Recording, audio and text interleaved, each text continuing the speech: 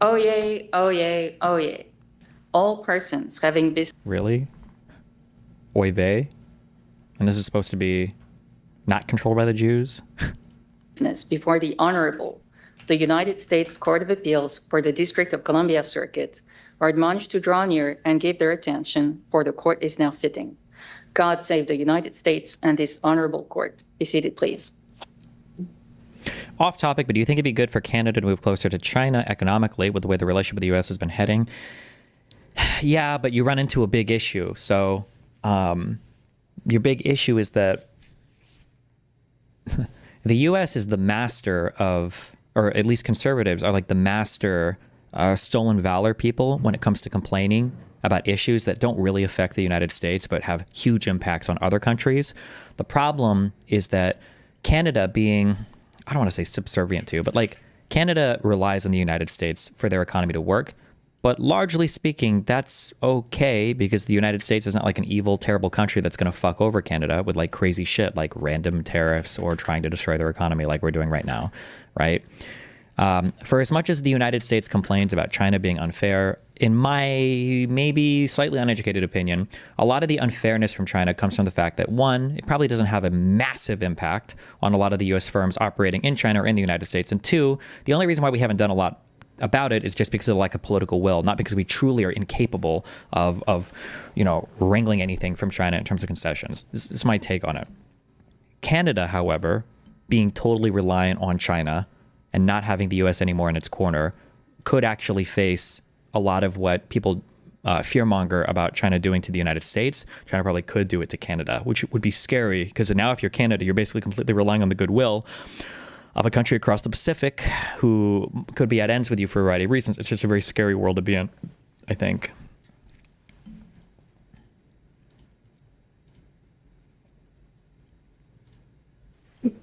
Case number 25-5067 et al. JGG et al. Versus Donald J. Trump in his official capacity as Unbelievable, the confirmation bias from Republicans, but then also, what is this? I don't know. All I know, Gary bad. I already know that Gary is bad because I've watched him talk about econ. I didn't know if this bad economics post was going over economic claims that he's made, but it seems like it's focusing on just his master's thesis, and it's going over with the formulas that he builds for his thesis and why the application of those formulas is flawed.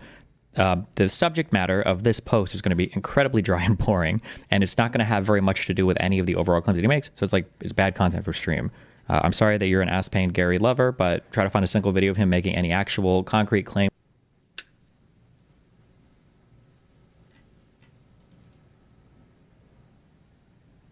Good afternoon. May it please the court, Drew Ensign, Deputy Assistant Attorney General for the United States.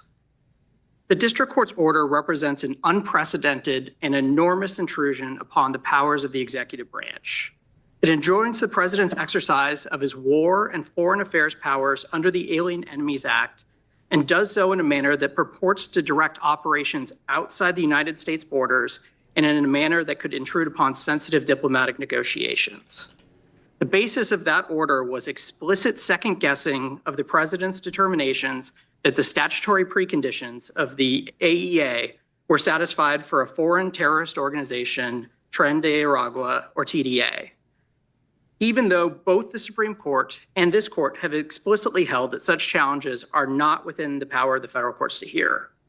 The district court's order is therefore appealable, much as a TRO directing the president to redeploy a carrier group from the South China Sea to the Persian Gulf, or to halt. Hang on. I mean, one of the claims pressed here, which the Supreme Court has expressly said, and we have said, courts can entertain, so put aside interpretive questions about whether there's an incursion or invasion, is whether these individuals qualify under the terms of the proclamation, whether they're members of Tren de Aragua. Yes. I assume, as below, the government does not dispute that that is something courts can adjudicate, correct? Thank you.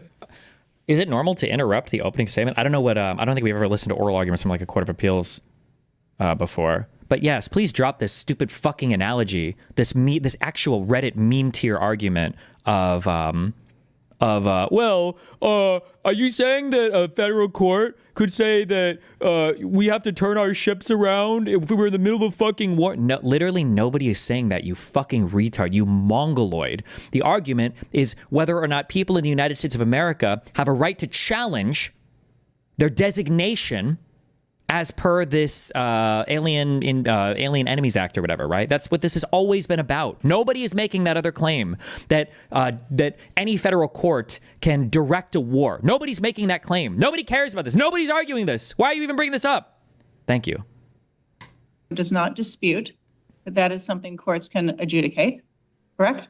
Your Honor, it's certainly something that courts have adjudicated in individual habeas claims. That's a separate thing, but courts can do that. And so asserting a power to do that is not ordering ships to relocate. Thank you for shooting down this dog shit fucking analogy. It's so stupid. Waters, right? That is straight up judicial process that's allowed by the Supreme Court and circuit precedent. They interrupt you constantly in appeals. I can barely get a word in sometimes. Okay. I didn't remember for the Supreme Court ones if they have kind of like an opening statement they make and then they do questioning. Maybe it's different for the Supreme Court versus the Court of Appeals. Or maybe I just listened to some exceptional, I don't know. Are these low-level DOJ lawyers?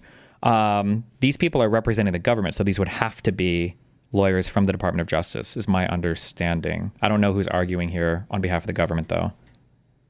Process that's allowed by the Supreme Court and circuit precedent. I understand you have your argument then about habeas, right? But that's a procedural point.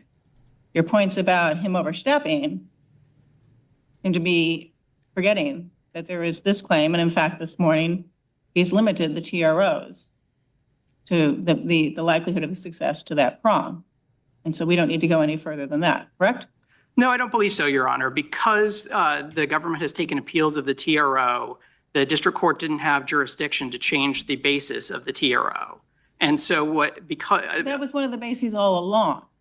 I disagree, Your Honor. The bases of that order was set forth on page 41 of the transcript from the Saturday hearing, and they were expressly limited to just those second guessing of the president's determinations that the statutory preconditions of the AEA had been satisfied. Okay, if we read the record differently, if we read it to include these claims having been pressed from the beginning, and including at the hearing, they've been saying from their complaint that their clients, at least the ones that we have, the named plaintiffs and some of the other ones, are not members of Tren de Aragua and had no chance to demonstrate that when they were rushed onto airplanes and flown to El Salvador, or at risk of being rushed onto airplanes and flown out of the country.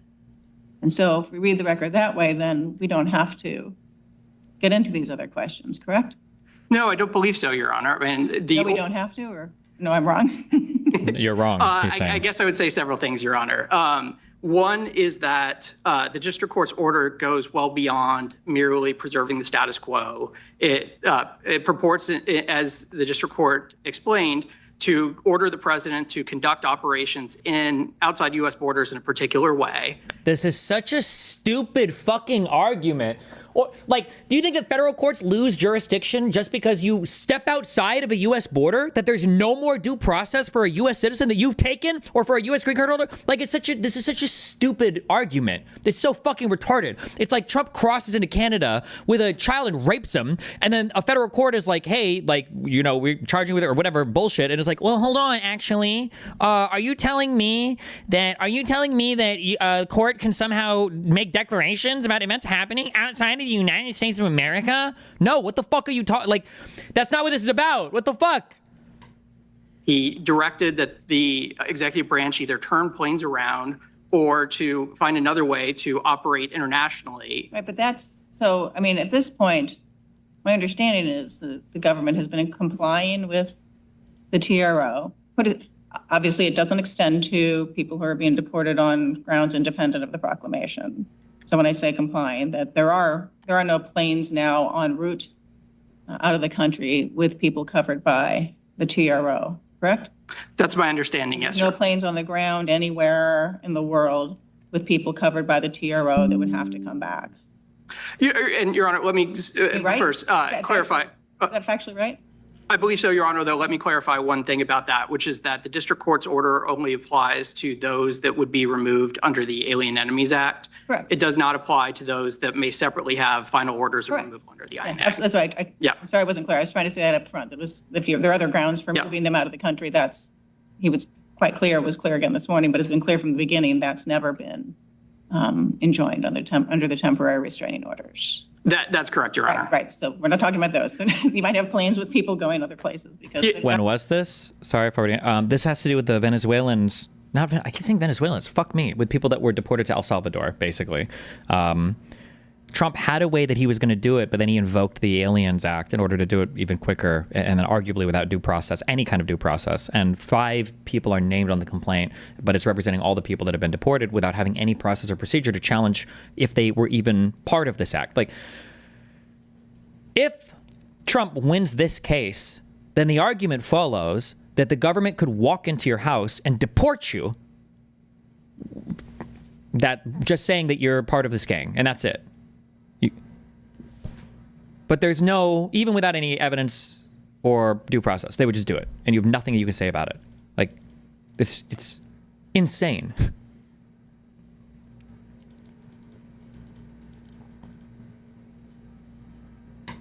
Got ordinary orders of deportation. I think that's right. And I apologize, Your Honor. I think we're agreeing. And Okay. No. I was clearly me not being clear enough. So clearly me not being clear.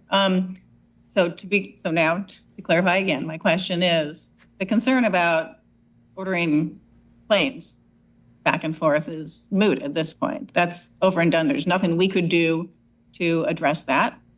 Nothing we could do to remedy that, even if we were to agree that that shouldn't have happened. That's a question, but it's just moot at this point. I don't believe so, Your Honor. I think the district court understands the government to be under a continuing obligation. Understands? I don't believe so, Your Honor. I think the district court understands the government to be under a continuing obligation, having not turned the planes around to find some other way to return the people. I don't think the district court has interpreted its TRO as no longer being operative. And so I think that continuing aspect of it supports appellate jurisdiction here. You read it as requiring the return of people who are no longer in U.S. custody? Your Honor, the government does not believe that the oral pronouncements as opposed to the written one is binding. But as the district court appears to have a different view, his oral order provided for 2 ways of compliance, either turning around the planes or finding a way to return the people to the United States. The first option is no longer available, but the district court has not said that the second option is not still in force. And much of this, I think, has to do with the compliance issues that are, I think, separate and go forward regardless of what happens with TROs. And so, as of right now, your concern is that if the TROs, and well, for your sake, say even the written TRO, so the written version of the second TRO is in place, what language in that requires the retrieval of people from U.S. custody? Your Honor, I think Sorry, let me clarify again, that are no longer in U.S. custody? Your Honor, it would not be the written order. I believe it's on page 43 of the Saturday transcript. It was an oral directive, but more broadly too, this is a nationwide TRO that enjoins the president from using any of his AEA authority to remove people during this period. Okay. That is something. But that's different. That's not ordering ships around in the water. And that's not ordering planes to go anywhere. All that the nationwide TRO says is folks that are detained and folks can still be detained under the AEA. They just cannot be removed from the country until this point, until I guess you get a preliminary injunction decision from the court, which looks to be forthcoming soon. I agree that the district court looks like it may be acting on a preliminary injunction soon, but I think the intrusion upon the war powers and foreign policy powers of the president is utterly unprecedented. And in a way... Well, this is an unprecedented action. Yes, that needs to be the answer to every single thing. Every time they say, like, it's unprecedented, no one's ever done this before. Your actions are unprecedented, sir. So, of course, our response is going to be unprecedented as well. They keep saying that. The J6 case, it's unprecedented. The New York charges, those are unprecedented. The Mar-a-Lago documents is unprecedented. Yes, your actions are unprecedented. That should be the response to every single time conservatives wield this as some sort of defense, that it's unprecedented the way your actions are unprecedented. They warrant unprecedented reactions. Of the president is utterly unprecedented. And in a way, Well, this is an unprecedented action as well. So of course, there's no precedent for it because no president has ever used this statute this way, which isn't to say one way or the other what it can be done, but simply to say we are in unprecedented territory. But I'm just trying to really clarify here, if you agree that, and I believe you agreed in district court, I think you agreed here, but tell me if I'm mishearing, that these folks have a right under the AEA, under precedent, to challenge their status as individuals subject to, that fall within the terms of the proclamation here. That is, I think most relevantly, whether they are members of Tren de Aragua, although maybe they deny Venezuelan citizen status too, I don't know. But the big one that seems to be in the papers is, they said, we're not even members of this. In fact, some of us are fleeing from Tren de Aragua. Is it your position that temporary restraining order that simply prevents removal until there's procedure and notice opportunity in place to address whether they even fall under the proclamation? Are you arguing that that is an unwarranted intrusion on the president's powers? Yes, Your Honor. I think whenever a district court enjoins the president from exercising. That's an insane statement, if I understand her correctly. Are you arguing that she's saying, okay, the president obviously has the right to exercise these powers, but are you seriously arguing that the right of somebody in the United States to challenge whether or not the act even applies to them, you're arguing that that due process there would infringe on the president's right, or on the president's ability to deport people? And he says, yes, nobody should have any ability to challenge whether or not they're actually part of some gang that needs to be deported as per this act. Like that is an unwarranted intrusion on the president's powers?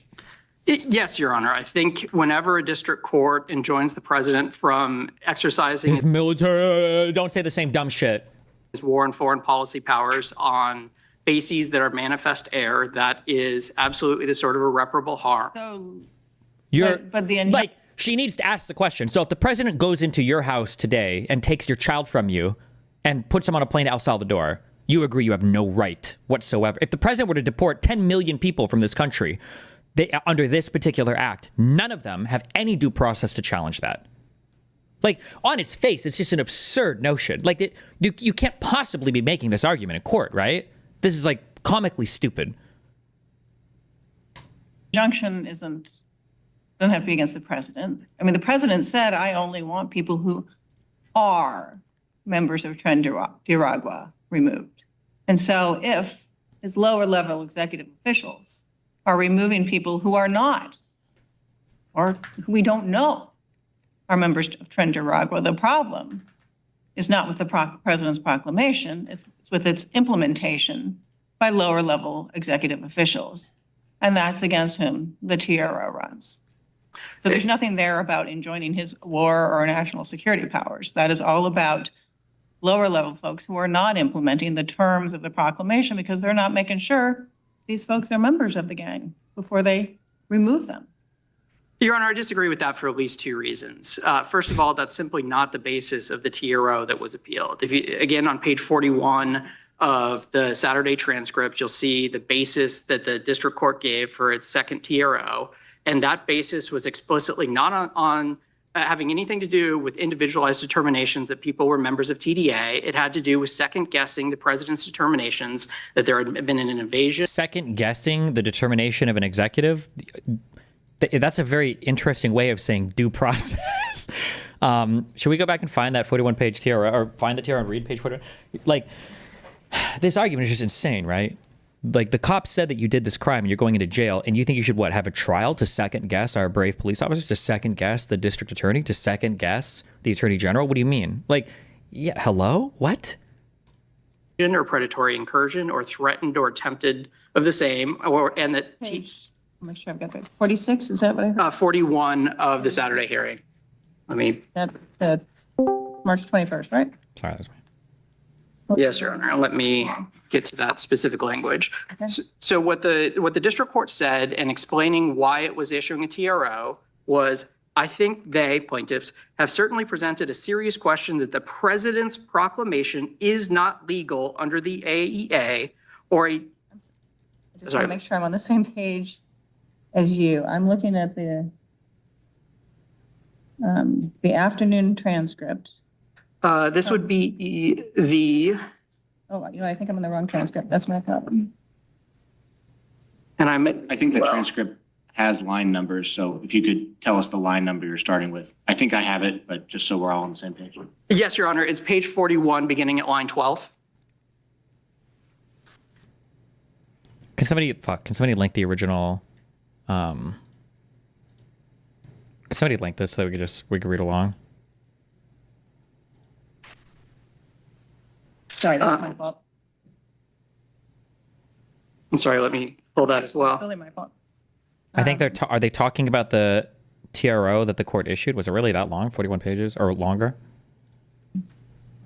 So what the district court said was, I think they, plaintiffs, have certainly presented a serious question that the president's proclamation is not legal under the AEA, or a different way of saying it is that the AEA does not provide a basis for the president's proclamation, given that the terms invasion, predatory incursion, really relate to hostile acts perpetrated by enemy nations and commensurate to war. Also, the this. terms nation and government do not apply to non-state actors like criminal gangs. And then he goes on without ever referencing, the opportunity to make challenges to individualized determinations under the AEA. So I think that's the order that you have before you. That's the order that we took an appeal of. And its basis is specifically the sort of second guessing of the adequacy of the president's determinations that statutory preconditions of the AEA have been satisfied. And the Supreme Court's decision in Ludecke and this... It's second guessing. This is such an unbelievable argument, bro. It's if the president comes out and says, everything about what he's doing is novel. Keep in mind the way that he's doing this is he's saying Venezuelans in this country are part of a foreign invasion because there's a gang called Tren de Aragua that also has members in the Venezuelan government. And even though there's not an official invasion or war between us and Venezuela, which the emergency that act requires you to have, they're saying that because some people have illegally immigrated to the United States that might be part of that gang, and because that gang is part of the Venezuelan government, that counts as an invasion into the United States as like a state invading us. Therefore, the president can invoke this act to deport anybody who even looks like they might be part of Tren de Aragua with no kind of review or due process whatsoever.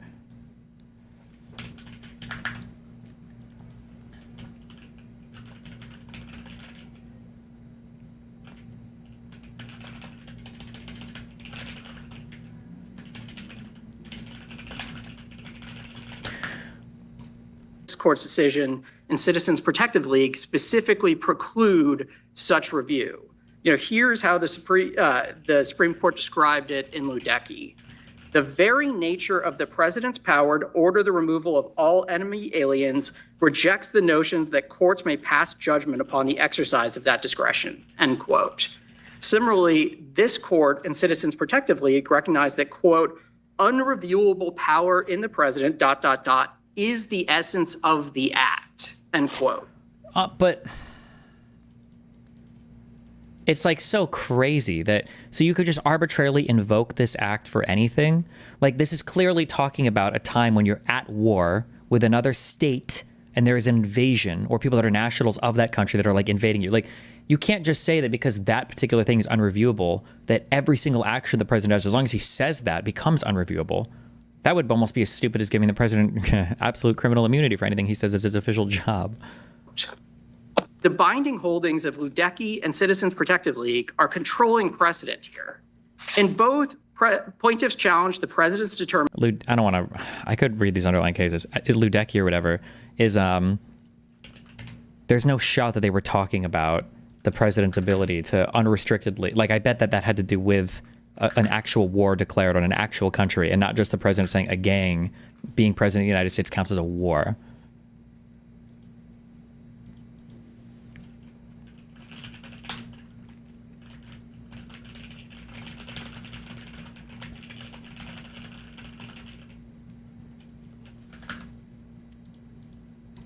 Determinations that one of the statutory preconditions there, whether there was a war that could justify invoking the act, was satisfied. In both cases, plaintiffs had very strong factual arguments. World War II had long since ended as a practical matter, and victory in Europe Day had been declared years earlier. As Justice Black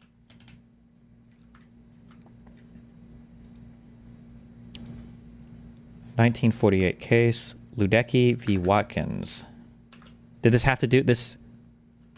Under the authority of the Alien Enemy Act of 1798, which empowers the president whenever there's a declared war between the U.S. and any foreign country to provide the removal of aliens. So this had to do probably, was this like the Japanese and everything for the our internment camps or whatever? Like this is during an actual, in the circumstances of relation between the United States and Germany, there exists a declared war, notwithstanding the cessation of actual hostilities, and the order is enforceable.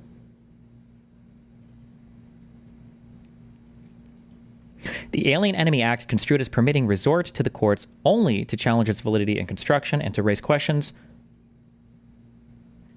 Oh, wait. Hold on. Are we reading the syllabus? Because the Alien Enemy Act construed as permitting resort to the courts only to challenge its validity and construction and to raise questions of the existence of a declared war and of alien enemy status does not violate the Bill of Rights of the Federal Constitution. Construed as permitting resort to the courts only to challenge questions. Am I reading this correctly? Or does this point directly debunk, or am I reading this the opposite? Directly like contradict what he's saying? I shouldn't read the syllabus. Okay, let's go to, this is going to be on page 170 to 171.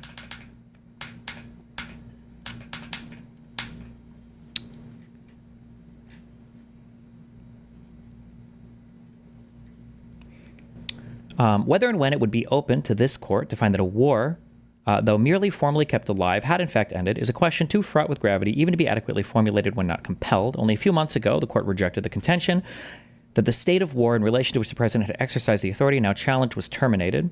Nothing that has happened since calls for a qualification of that view. This had to do, I think, I don't know why I feel like I've heard something about this case.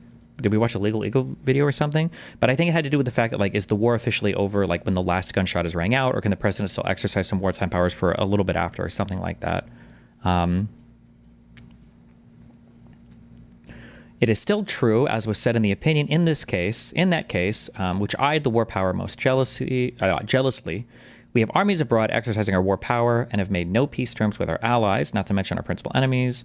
The situation today is strikingly similar to that of 1919, where this court observed, in view of facts of public knowledge, some of which have been referred to, and the treaty of peace has not yet been concluded, that the railways are still under national control by virtue of the war powers, and that other war activities have not been brought to a close, and that it cannot even be said that the manpower of the nation has been restored to a peace footing. We are unable to conclude that the act has ceased to be valid. Okay. The political branch of the government has not brought the war with Germany to an end. On the contrary, it has proclaimed that a state of war still exists. So one, we have a state of war with another country.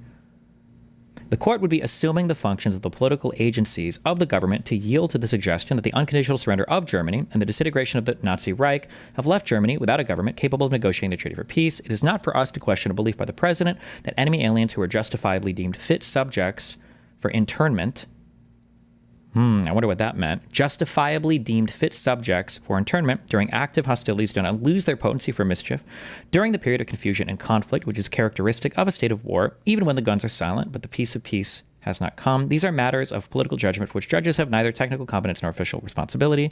That brings us to the final question. Is the statute valid as we have construed it? The same consideration? Okay. To mean action to support the validity of the statute, the war power is war power. If the war... Arguments find no defect in the act. The act is almost as old as the Constitution. Hold on. An argument to find no defect in the act because resort to the courts may be had only to challenge the extraction validity of the statute and to question the existence of the declared war, as has been done in this case. The act is almost as old as the Constitution, and it would savor a... Okay, so then it says here you literally could challenge, in this Supreme Court decision at least, but okay. I wonder, were there any processes or due process for people in internment camps before? I have no idea. If they could challenge like how they're being removed or what evidence had to be shown for it. Such great war powers may be abused, no doubt, but that is a bad reason for having judges supervise or exercise whatever the legal formulas within which such supervision would normally be confined in relation to distribution. Okay. Whether Congress accounts for replace it. Okay.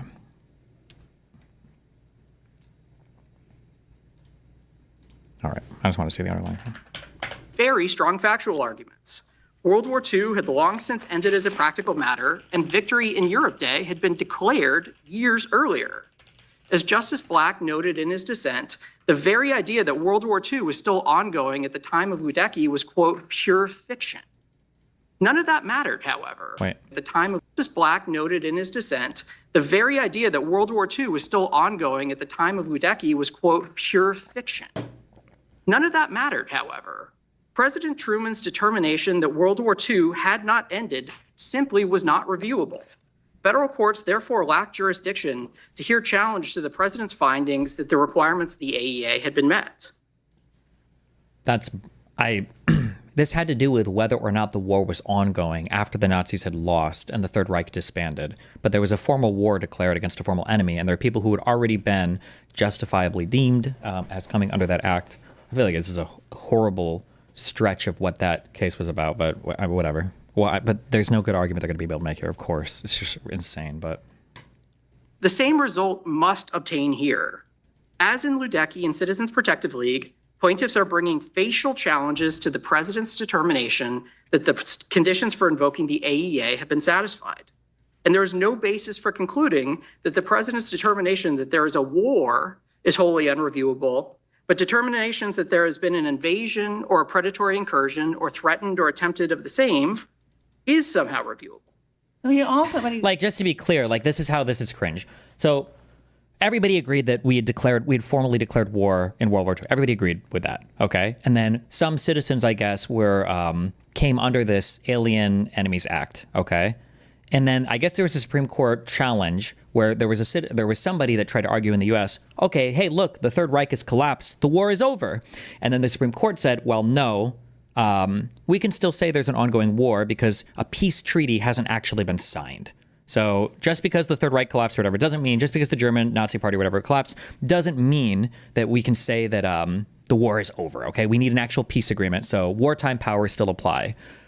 That argument has nothing to do with this novel, original determination of us being at war because a gang is in the United States. That's what's being challenged here. So when they're citing Ludecke, they're trying to say, oh, well, look, the court before said that the president is allowed to say that we're at war without a challenge to that. That was after a war was declared, and it was about determining when that war had formally ended. It wasn't about a novel declaration of war based on the fact that there's a gang in the United States. It's an insane, in my opinion.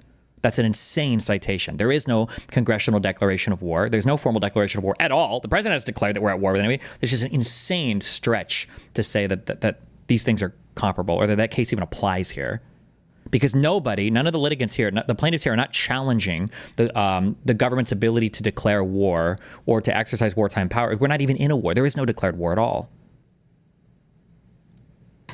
Or threatened. Doesn't this imply there was an active war? Yeah, it was funny. I don't know if we watched this on stream or if this came up in the hearing I watched before stream. It was so boring. We're not going to watch it on stream. But somebody asked I think they might have asked Tulsi Gabbard.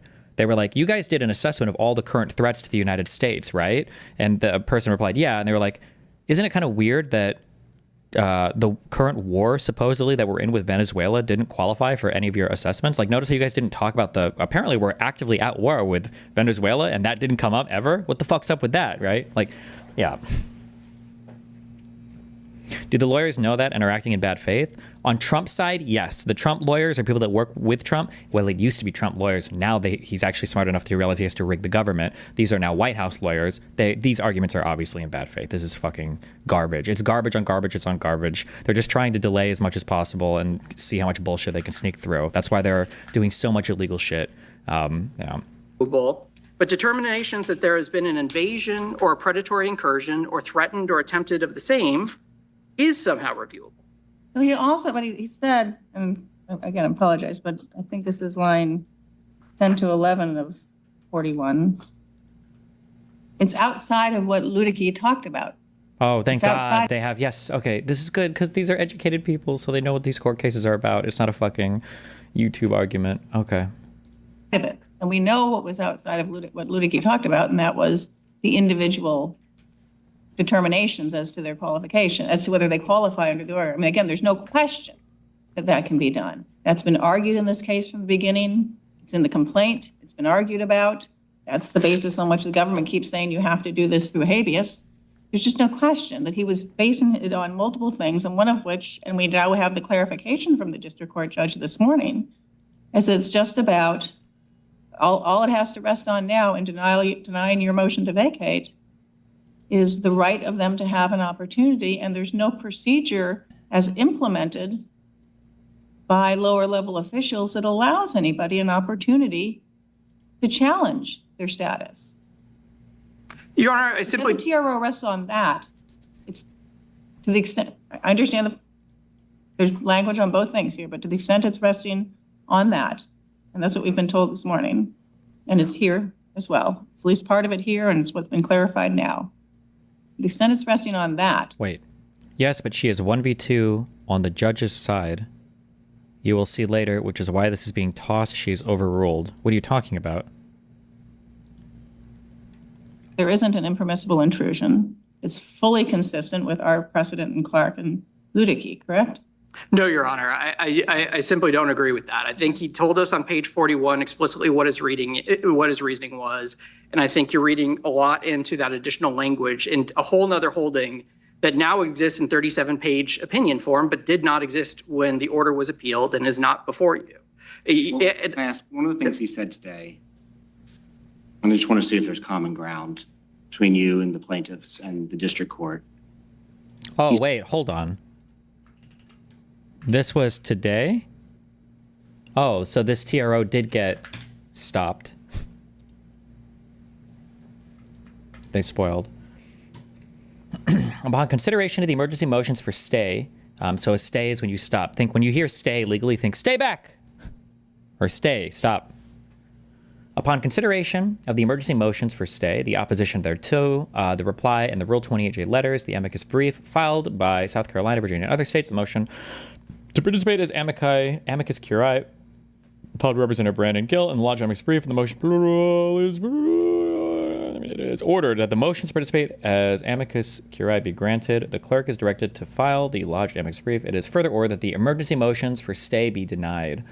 Separate concurring statements of Judge Henderson and Judge Millett and a dissenting statement of Judge Walker are attached.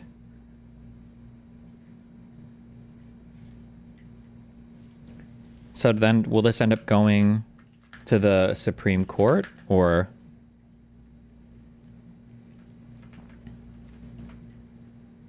Wait, it's further ordered that the emergency motions for stay be denied. Never mind.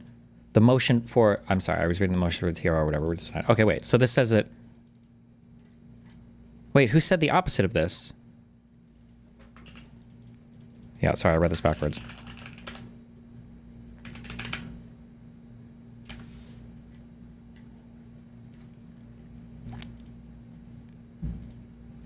Okay, never mind. I don't, this person in chat is retarded. Okay.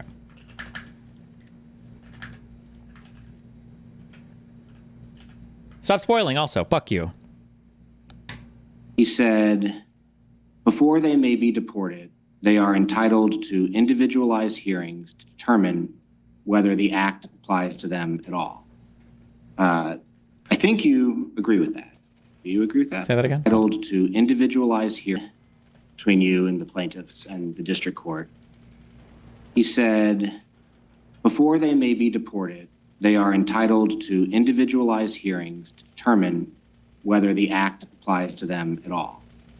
I think you agree with that. Do you agree with that? I agree with part of that, Your Honor, in that he cites to a number of different cases that allow for such review in habeas proceedings. And so to the extent that someone were to bring a habeas challenge, review of some sort along those lines is, you know. So let me just, I'll use your words and then make sure that we're on the same page. To the extent that it's brought in an individualized habeas challenge. When people say like habeas challenge, they're talking about habeas corpus. Do they just mean like the ability for you to have like formal charges brought against you? Is that what that's, or some kind of like formal due process to challenge, like an arrest or to challenge some state action depriving you of your freedom, basically? Is that what that means, basically? They are To be entitled to brought in front of a court? individualized Yeah, hearings okay. to determine whether the act applies to them at all, correct? Your Honor, there's certainly precedent to support that. It's not precedent of the Supreme Court, so the exact contours of what a habeas court might hold are unclear, but I will certainly acknowledge there are cases that are habeas cases that exercise review, certainly of that sort. Ludecke itself exercised review over a due process challenge, and that was reviewable. It just simply had no merit whatsoever. This court itself and Citizens Protective League exercised similar review over constitutionality, but again, just thought there was no merit there. Well, let's say that, 'cause I understand you not to be affirmatively endorsing, but not to be affirmatively contesting the statement that if they bring it in an individualized habeas petition, they're entitled to individualized hearings to determine whether the act applies to them at all. In other words, they bring a habeas petition, they can say to a federal district judge, I am not Trende Aragua. And a federal district judge would review that, at least to some degree. It sounds like you're not affirmatively endorsing that, but you're not arguing against it. If that is true, that they can do that, how would that work? My understanding is that in some ways it's already working. There are some individualized habeas hearings being held in Texas where the detainees are being held. So can you just help me understand? This is, I think, is a friendly question. So if they can bring a habeas petition to say, I'm not a member of TDA, so you shouldn't remove me under the president's proclamation, how would they bring that habeas claim? What would that look like? Certainly, Your Honor. So that they can bring an individualized habeas claim, and at least some arguments are certainly available in habeas. Ludecke itself reviewed a due process argument in the habeas context, so certainly at least that is available. The precise contours of that would be resolved by He's going to say there's no answer. Sorry, Jesus. Every time I get to the precise contours, who knows what it would be? habeas courts. But, to your question of how would this work Who the is fuck knows? how it is working in Texas right now. Courts are deciding that. How it absolutely cannot work is how the district court is. I know that's what you think. I'm not saying I disagree with you about that. So let's say they're being held in a detention center in Texas, and they want to file a habeas petition to stop their removal under the proclamation. Would they have access to a court to do that? They would certainly have access to a court to do so, and many have done so. And that's important too, what you just said. Many have done so. These habeas hearings are ongoing now, individualized habeas hearings in Texas. That's correct, Your Honor. Okay. Were the people that were on the airplanes last weekend given an opportunity to file habeas? Well, Your Honor, that we are here on a case in which the 5 individual plaintiffs were able to get in court and were able to get a TRO, and therefore were not on planes. And so they. But one or so was on planes and got removed. What's that? Of the 5 named plaintiffs? That's not my understanding, Your Honor. All 5, the government has represented that those 5 were not placed on planes, that the 5 that had the benefit, the individual plaintiffs that had the benefit of the first TRO who were able to get in court in time. In this process that I'm describing, the 5 named plaintiffs here who did file in this court before they were removed from the country could have, you tell me if this is wrong, could have just as easily filed in a Texas district court a habeas petition in the district where they're being held. Absolutely, Your Honor. And notably, in the complaint that was filed in this case, they did raise habeas action, a habeas claim. It was count 9 of it. And They didn't just raise it. It was the title of their complaint. Their title of their complaint, I think I have it somewhere here, was class action complaint and petition for writ of habeas corpus. And they later said, plaintiffs respectfully pray this court to grant a writ of habeas corpus to plaintiffs that enjoins defendants from removing them under the Alien Enemy Act. And those are ongoing in Texas, you're saying. Some of those are ongoing in Texas. Absolutely, Your Let me Honor. ask this. Is the government detaining anyone solely on the basis of the Alien Enemy Act? Your Honor, I would have to check that specifically. Almost everyone is being detained additionally under Title VIII. I'm not sure if there are any specific AEA. So this is a question I had yesterday. Are any of the people on the named complaint people that were deported without due process? I was curious about that. And I think none of these people have been deported yet.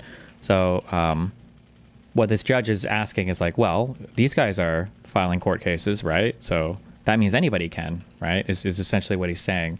I was gonna say, I don't know why these are the 5 that have filed the court case, other than the fact that the other people already got deported. So maybe that's, they didn't have a chance to file the court case. But even though there's only 5 named people on this complaint, though, I think it would apply to everybody that this is coming under, everybody that this impacts, all the people that would be deported under this act. Yeah. Only detentions, certainly. He's using such cucked language. I think it's a friendly question. What the fuck? Well, because this judge, I think, agrees with the government's arguments. Like when you listen to oral arguments, usually you can tell which way they're leaning. And this judge, my guess is he's probably leaning that the government is justified in doing this, which is why he's asking him questions to explain, like, other people have already had due process, right? Like they literally have, right? Yeah. Or if there are any specific AEA, only detentions, certainly. But the challenge has been brought to that. I'd be curious to know if you can find out and if it wouldn't reveal, something too sensitive to reveal. If there's anyone being detained solely on the basis of the Alien Enemies Act. Your Honor, we're certainly happy to track that down and provide that information to the court. Thanks. And It seems like the relevant thing is where people being removed solely, not detained, but removed solely based on the proclamation. It seemed like, and again, you can clarify for me, I'm just looking at a cold record here, that the proclamation was signed and people were getting put on planes immediately without even notice as to the basis. That might be true, but my guess is the government's going to want to restrict this complaint as narrowly as possible to just the named people on the complaint and not talk about those. But Let alone an opportunity to file suit. And so for those removals, I think there was one airplane that you said that was people were removed on other grounds, but there were 2 where the government hasn't argued that. Am I recalling the record correctly? Your Honor, I believe so. I mean, 2 planes worth of people removed under the AEA, not under withholding of removal process, or removal of the ordinary INA removal. the Title VIII process. Yes, Your Honor. But how long is the video? 2 hours. Come back later. I think the fact is that 5 individual plaintiffs were able to march into court, file habeas, actually get relief, admittedly on non-habeas grounds. And the fact that opportunity. Without the government, I mean, that was a super fast order that was done, as you know. I mean, the government was called and notified, and then a hearing that afternoon. But that's one of the reasons there's all these separate disputes in district court about compliance, because planes were already loading and taken off. And those folks did not have notice or an opportunity to challenge their status at all. And that's why there's had to be a class certification to slow things down until we have an opportunity for due process. Your Honor, I think this court's decision in IM versus CBP is instructive on this. Am I wrong about anything I just said factually? Planning to watch the controversy video later? Probably not. It's way too long. Your Honor, I think it's incorrect that they couldn't have gone into court as the 5 individual plaintiffs. No, but also the did. point here was that Jesus. there were plane loads of people. I mean, it's a class action. There were plane loads of people. There were no procedures in place to notify people. That they were going to be Nazis got subject to better this. treatment under the Alien Enemy Act than has happened here, where the proclamation required the promulgation of regulations, and they had hearing boards before people were removed. And yet here, there's nothing in there about hearing boards. There's no regulations, and nothing was adopted by the agency officials that were administering this. People weren't given notice. They weren't told where they were going. And they were given, those people on those planes on that Saturday had no opportunity to file habeas or any type of action to challenge the removal under the AEA. And like you've agreed that 2 of those airplanes, people were removed under the AEA. This is part of why the judiciary is so upset about how these people were deported, is because this order apparently was signed like at night or in the evening or whatever, and then they started deporting people basically immediately. There was probably no realistic way by which any of the deported people could have actually challenged any of these deportations, because they were like, they barely even realized it, and then they were getting deported. It was like, oh shit, wait, what the fuck? Like they had no clue, and then they're on a plane and they're being shipped out of the US. What's factually wrong about what I said? Well, Your Honor, we certainly dispute the Nazi analogy, but more importantly, the fact is that... Wait, fuck, did I miss a Nazi analogy?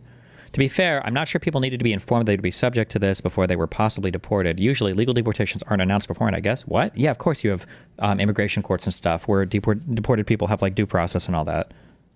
Well, Your Honor, we certainly dispute the Nazi... That any type of action to challenge the removal under the AEA. And like you've agreed that 2 of those airplanes, people were removed under the AEA. What's factually wrong about what I said? Well, Your Honor, we certainly dispute the Nazi analogy, but more importantly, the fact is that individual plaintiffs were able to file habeas in time in order to secure relief. Wait, And what with this court, individual plaintiffs were? the 5 individual plaintiffs that... He's playing word games. He's being a fucking retard. She's clearly not talking about it. She said multiple times, this is why it's a class action. It's because the original people that were impacted by this didn't... I don't even know why I'm saying that. I don't know why the judge is going to have to repeat herself. She's not talking about the 5 listed on the complaint. She's talking about the people that were already fucking flown out because of an order signed like in the middle of fucking night to start deporting people. Secure relief. Wait, And with what this court, individual plaintiffs were? the 5 individual plaintiffs that That's got... not my question. My question Yes. is there were a lot more people. They wanted to bring a class action. They had to have some named plaintiffs. Yes. So 5 people filing habeas doesn't help everybody else on 2 airplane loads. Correct? And my question to Correct? you is... No! Make him answer that. Correct? Right? Do we know why we're here? Hello? And you said those 5 didn't get put on the airplanes. So as to the 2 airplanes that I think you just agreed involved removals solely on AEA grounds, on Saturday, the very short time of the proclamation's publication, had no opportunity to file for habeas or even notice as to the grounds on which they were being removed. Am I wrong about that? I think so, Your Honor. The fact that 5 individual plaintiffs did file... It's such bullshit. I know you can't be held in contempt for fucking being a debate pedophile, but like he's just... Do you understand the argument going back and forth? So let's assume that like 5 people died because of some bad medication, and like 10 other people brought forth a class action lawsuit representing everybody who took this medication, you know, for relief from the pharmaceutical company or whatever that sold the drug. And they're like, well, part of this issue is that like you can die, you know, taking this medication. And then the defense is arguing, well, hold on. None of the people on the complaint died. What are you talking about? It's like, well, no, of course not. But the people that aren't on, that's why this is a class action. It involves like some people who are dead as well, right? Maybe their family members get paid or whatever. Right. So you understand that like part of this has to do with like the people that died or whatever, you know, like their families deserve relief or whatever, right? And it's like, excuse me. And then the defense is, well, hold on, but none of the dead people are on the complaint, ma'am. So I don't know what the fuck you're talking about. And the judge is like, bro, this is a class action. What are you talking about? Those people are obviously under the umbrella of what we're talking about. That's what they're going back and forth on. And the defense here on the government, when I say government, and we're talking in court here, the government is the DOJ, the Department of Justice, representing the federal government right now. So the people that did the deporting. The federal government keeps going back and forth. They're saying, well, the 5 people that are on this complaint, they didn't get deported, so they've obviously got due process. And then the judge is representing the plaintiffs, who are part of, just happen to be 5 people on the complaint, are suing on behalf of everybody that could be deported here, saying that, well, of course, those other people aren't on the complaint. They were deported. They didn't even have a chance to file a complaint. They didn't have a chance to file a complaint, right? And then the guy says, what are you talking about? These people filed a complaint. And then the judge goes, yeah, these people did because the other people couldn't. That's why it's a class action. And he's like, but didn't these people file a complaint? Like, it's a fucking retarded argument. This is retarded. This is retarded. Am I wrong about that? I think so, Your Honor. The fact that 5 individual plaintiffs did file habeas and did get relief indicates that they could. I don't think you're answering my question. No, he's My not. question is not as to the 5 plaintiffs. How much time, I want you to think of 5 other people on the first airplane. Yeah. How Like, much, does she realize? I wonder sometimes if like judges, when they deal with like these Trump cases, if they have the same thoughts that I do when I'm doing a debate, where it's like, why am I asking this retarded fucking question? Like, she's about to ask a retarded question. I'm not talking about these 5. How much time did the people who were part of the first deportations have to file for a writ of habeas corpus? How long did, like, that's what we're all talking about here. time when were they given notice that they were being removed under the AEA on the grounds that they were members of Tren de Aragua? Is he going to find a way to say, I don't know how much time they had, Your Honor, but these 5 on the complaint did. They found time to do it. So I don't know why they did it. Like, I don't know, man. And how much time were they given between that notice and being put on the airplane that Saturday, right after the proclamation was signed, to file a suit? Your Honor, those facts are not in the record, and I don't know all of them offhand, but I think. Okay, so go ahead, you think? But I think the fact that 5 individuals were able to do so. No. Oh, he did it! What the fuck? Wait, this is a meme. These are meme arguments. This is a meme. These are meme arguments. This is like getting lost in hell in a shitty Reddit argument with some guy that keeps responding to you with the same debunked argument like 2 comments ago, and then he goes back to 1 comment ago, and then in the next one he goes back 2 comments, and he just, holy shit. Others could have. They filed suit before the proclamation was even published. I've asked you after the proclamation was published. And I assume these habeas actions that you're talking about, and correct me if I'm wrong, that are now being filed in Texas, have been filed since there's been a stay. Well, Your Honor, I'm talking about Is that right? the 5 individual plaintiffs in this case. That's not what we're talking about. Oh. Can you ever, where's that lawyer dude? Can you ever be like held in contempt for making dog shit circular arguments over and over again? There must be some way to do it, right? Like if you were in court and you just kept like repeating the same shit that was debunked, you have to be like declared insane and then removed or something, right? There's no way you could actually do this, no? That's not my question. I understand. The question here is, Why did she have to repeat herself again? thinks there was a meaningful opportunity, notice and opportunity to file for habeas for the people on those 2 airplanes, which are not these 5 named plaintiffs. Yes, it's not these 5. They're different people, right? Because they filed before the proclamation was even published. If there was no opportunity for those folks to file habeas, then that's the issue for the TRO, to freeze things in place so that compliance with due process can occur. Right? Well, Your Honor, as to due process You claim. haven't disagreed with any of my facts about there wasn't time for the people on those This 2 is like my debates where I'll say like, okay, what do you care about? I care about the deficit. Okay. Trump raised the deficit, right? Yes. It was during a time of economic prosperity, right? Yes. He didn't do anything to control spending, right? Yes. There's no reason to think he's going to do anything about spending, right? Yes. In fact, all of his stated positions, like renewing the tax cuts, expanding those, that would all increase the deficit, right? Yes. So why the fuck do you like Trump again? Because he's good for the deficit. What? This is like every conversation I've had with somebody who claims that this deficit thing is really important to them. It's like, but you agreed with me with all the facts, right? You agreed on everything I said. Yes. Then why is Trump going to be good for the deficit? You need to understand something, Stephen. There's a little thing called wokeness, and it was going to destroy this country. airplanes. You haven't Your Honor, one at a time. Were they given notice before being put on the airplane that they These 5 filed, didn't they? were being removed Bring up the 5 again. Please bring up the 5 again somehow. Bring up the 5 again somehow. because they were members of Tren de Aragua pursuant to the president's proclamation? Bring up the 5 under again. AEA? Bring up the 5 again Your Honor, I somehow. don't think that is in the record. But don't these have- 5, You can't speak for the government with knowledge about that. no. Your Honor, my understanding on public news reports is that they had some sort of notice. I don't know the specific contours of that, but again, You are allowed to cite that?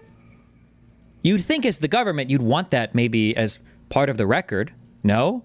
Like you're challenging a TRO. Wouldn't part of the challenge of the TRO that has to do specifically with due process be you citing due process that was afforded to these people as a basis to stay or reject the TRO? Like, wouldn't that be an important thing to do? Like, Again, our position We is the don't know fact. that- So there's no record that they were given. And if there's no record, then fuck you. This is a court. This isn't an e-debate. This isn't a Twitter thread. If you don't have something to submit to the record, then there's nothing for you to reference. Why are you bringing up fucking media reports, dog? What does that have to do with fucking any of this shit? Media reports? Submit something for the court to actually look through. Notice. And then how much time was there between the president's signing of the proclamation and those two planes taking off? Your Honor, that's not in the record. I don't know that But specific. you had the times of those planes Oh, wait, down pretty clearly, and we know what time the president's proclamation was published. Your Honor, the record has what times that they had departed before the 7:25 But p.m. that must be findable, what time the planes took off. Your Honor, it's that is currently the government is my currently God. engaged in Oh, my evaluating God. what if any of that can be disclosed. What And that's time? Well, you can't disclose when an order was signed or when the planes took off. You don't think can't you just look up publicly like the air traffic control tower? Like, give me a break. Like, this is a joke.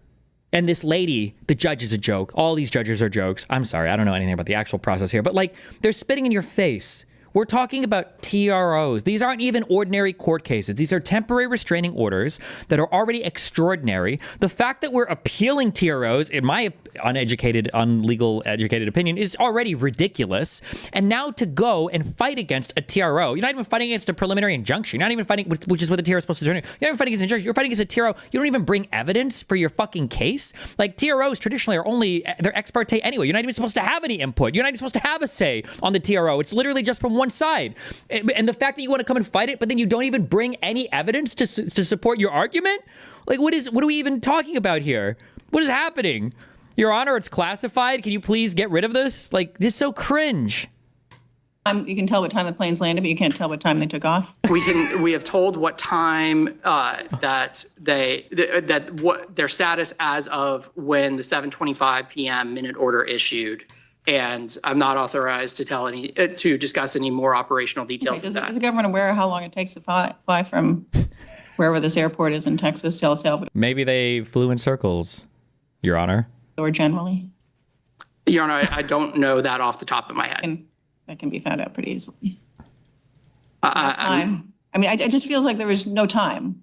And the habeas cases you're talking about now were only able to be filed because the district court froze things. Well, Your Honor, Right? this case itself was originally filed as a Are there habeas action. other habeas cases that you mentioned filed in Texas? When were they filed? Your Honor, at least I believe at least one of them was filed, but before the plaintiffs indicated that they thought a plane had taken off. That I can track down, but that's my recollection. The other ones have all been because there's a stay in place. What's that? You know, I don't know the precise status of every single one of those individual habeas actions. That's a very I don't know how they fast. could have been filed before the president's proclamation was made public and before someone was told that they were being subject to it, right? Your Honor, again, I just Otherwise, disagree. it wouldn't be a right claim. Your Honor, we're here because 5 individual plaintiffs filed a complaint that clearly Bro, it's actually so ridiculous. This is so fucking retarded. This is such a stupid, this is so dumb. included habeas claims, as Judge Walker indicated, and here we are hearing that very claim. And here's what this court said, in IM versus CPB. IM contends that a removed alien may file a habeas petition if extreme circumstances prevented him from filing while he was in custody.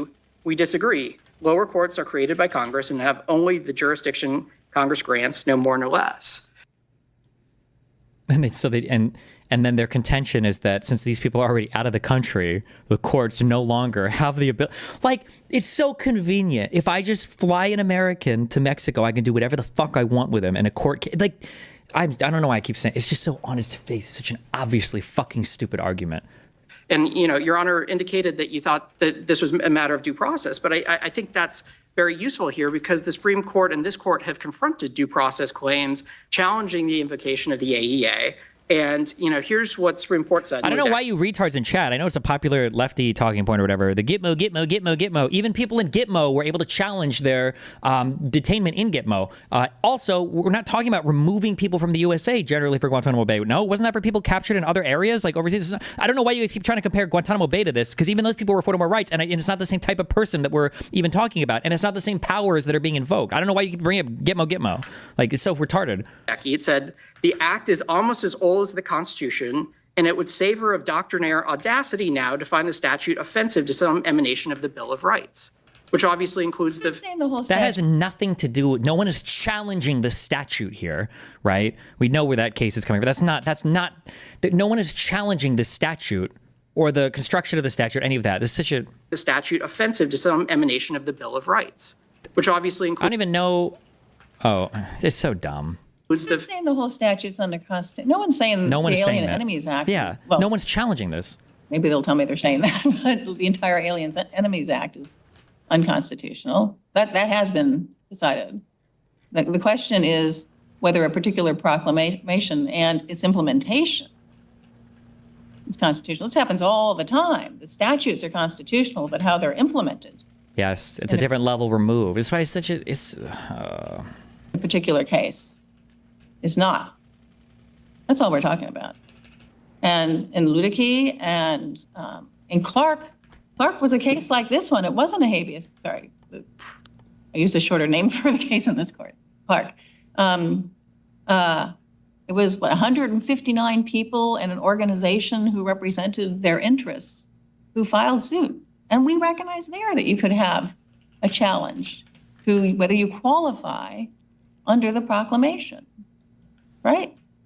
Your Honor, I don't think That's the issue here, is whether there's a process. I agree that that's how the district court saw it, but there were due process arguments raised in those cases as well. but these 5 on the complaint, they've already done due process, right? And this court said that if there was the slightest question in the minds of the authors of the Constitution or contemporaries concerning the constitutionality of the Alien Enemies Act, it would have appeared. None did. Yeah, that's the constitutionality of the act. You just finished the sentence for me. My question is, and I think what just constitutionality. The slightest question in the minds of the authors of the Constitution or contemporaries concerning the constitutionality of the Alien Enemies Act, it would have appeared. None did. Yeah, that's the constitutionality of the act. You just finished We're the not sentence talking for about me. that. My question is, and I think what district court What's the here. whole point of like being a lawyer and having like the philosophy brain and like doing it like the LSAT and your law school? Like, what if you can't even like understand? Like, this guy is arguing like a Twitter retard, right? Who can't understand like basic logic. It's just like so fucking cringe. Like a police officer walks up to you and shoots you in the fucking head. And it's like, bro, cops can't do that. It's like, excuse me, ma'am. Executions are legal in this state. Yeah, but you have to be like, you go to court and you get convicted and everything first. You understand that, right? It's like, okay, yeah, people have gone to court and been convicted. Okay, but this person wasn't. The cop shot and killed him. Yeah, I'm aware of that. You're allowed to execute people. Hello? Yeah, but like after due process, yeah, people, like, it's the most circular, retarded argument. Is he clearly acting in bad faith? Yeah, you're right. It probably is clearly, it's just a stall bullshit. All of this is bullshit. Like all the Sidney Powell and Giuliani cases were all bullshit. The Kraken, yeah. It's just, this is, whatever. Hasn't called into question the The judge should get more ornery. constitutionality of the Alien Enemies Act. It's been upheld, as you said, as a part of the war power. But, so that's not the question here. The question is Like, whether how many times the does she have to repeat that? implementation of this proclamation without any process to determine whether people qualify under it. I mean, if the government says we don't have to give process for that, then y'all could have picked me up on Saturday and thrown me on a plane, Yep. thinking I'm a member of Trinidad and giving me no chance to protest it and say somehow it's a violation Yes. of I was presidential saying earlier she should use a child as an example, but yeah, that's right. Yes, correct. war powers for me to say, excuse me, no, I'm not. I'd like a hearing. Yes. You wouldn't say that. He's going to say, well, that's why the 5 people on this complaint have filed for habeas corpus. See, so everything's good. He's going to say it. He's going to loop. We're going to loop. He's going to say it. He's going to say it. Your Honor, obviously nothing of the sort is presented by the record here. I think what No, we don't have any record of you allowing them to, we don't have a record of you allowing them to any due process at all. Whether these individuals are members of Trendaragua or victims. Or that at all either, which would be part of the due process, is proving, or at least providing some evidence that they're actually members of Trendaragua. Well, yeah. Of Trendaragua. Your Honor, as you've characterized it, what that sounds like to me is an argument that the AEA is unconstitutional because it does. Oh my God! Because we're not even in a declared war. Okay, sorry. I'm just gonna let this play. This is stupid. There's no point in even pausing. This is just fucking retarded. Doesn't provide for It's pre-deprivation. not an argument about the statute. I'm going to say this. One more I don't time? know how to say it any more clearly. Thank you. Yeah, tell him. Do the debate pedophile shit. I'm not gonna repeat, or I'm gonna say this exact same thing. Every time you bring this point up, I'm gonna say the exact same thing over and over again. I'm gonna ask you the same question, no matter what retarded shit you're about to say. My questions are about the implementation of a particular proclamation under the statute. That is not an argument. And quite frankly, the statute provides that there will be regulations issued. And regulations to determine someone's status have happened every other time the statute's been used. Oof. So this isn't about the I statute. haven't even read that. If that's the case, that's another huge blow to the government's argument, is that although my guess is before, it's probably pretty easy. I think someone in Kicker YouTube chat said this, that it was probably trivially easy before, because if you're trying to hold like a German citizen, determining whether or not somebody's a German national is very easy. You literally check their visa, check their paperwork, they have a passport, right? But so it sounds like the statute itself literally does provide for a process by which you verify the person qualifies for what the statute is claiming, you're a part of. Statute being unconstitutional. It's whether implementation of it under this proclamation is unconstitutional. And not even, is it unconstitutional? Is there a likelihood of showing that there's a constitutional problem here because of the lack of due process?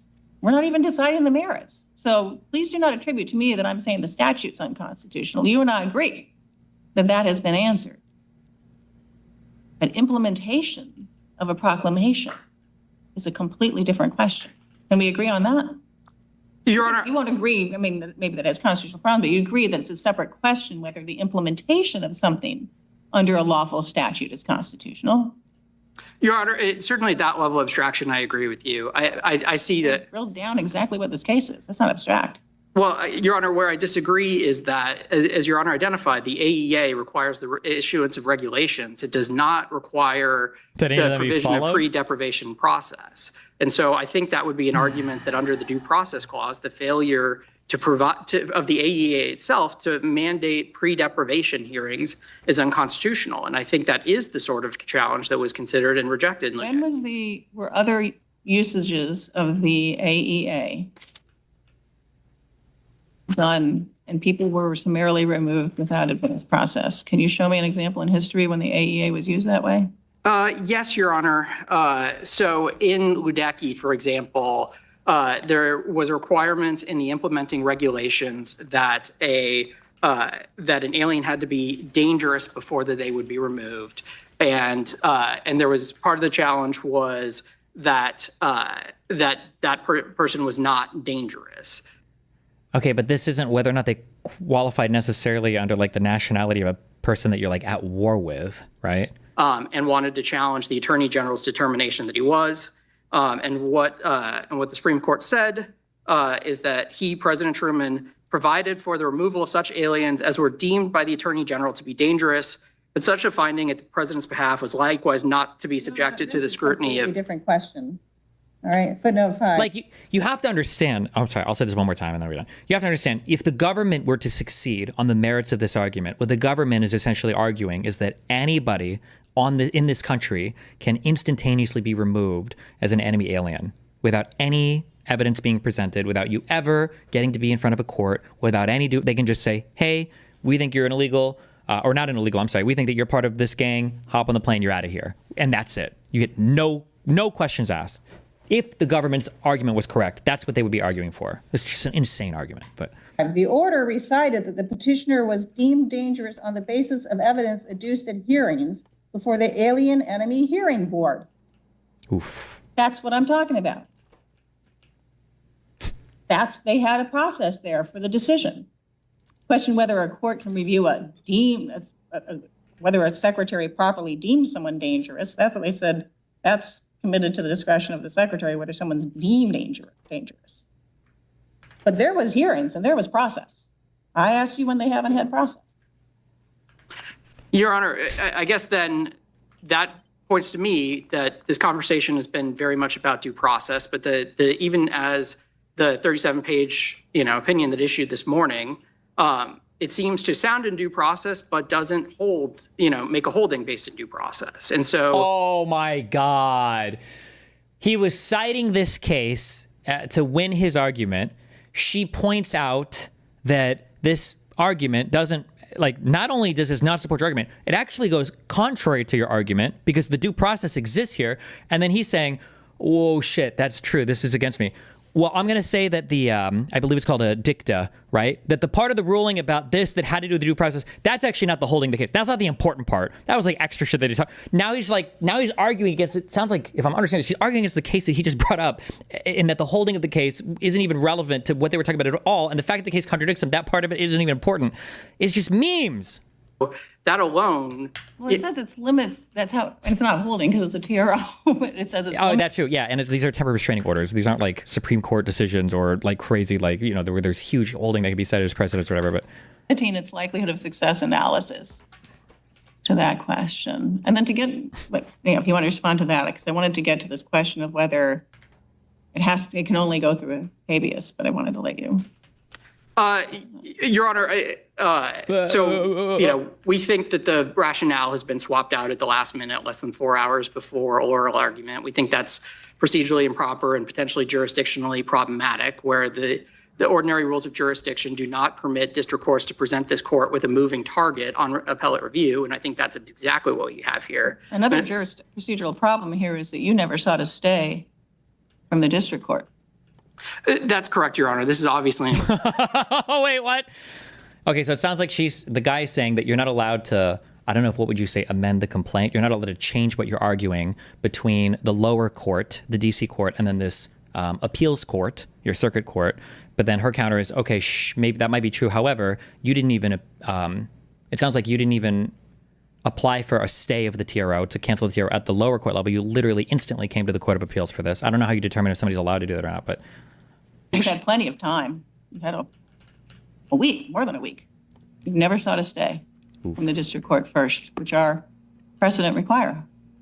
No, Your Honor, it certainly that is a general thing. This case is absolutely extraordinary that we moved within mere hours for this court. It obviously was not possible to exhaust before the district court in that time. Before the court, I don't mean you personally, the government was before the court Saturday afternoon in person when the TRO issued, right?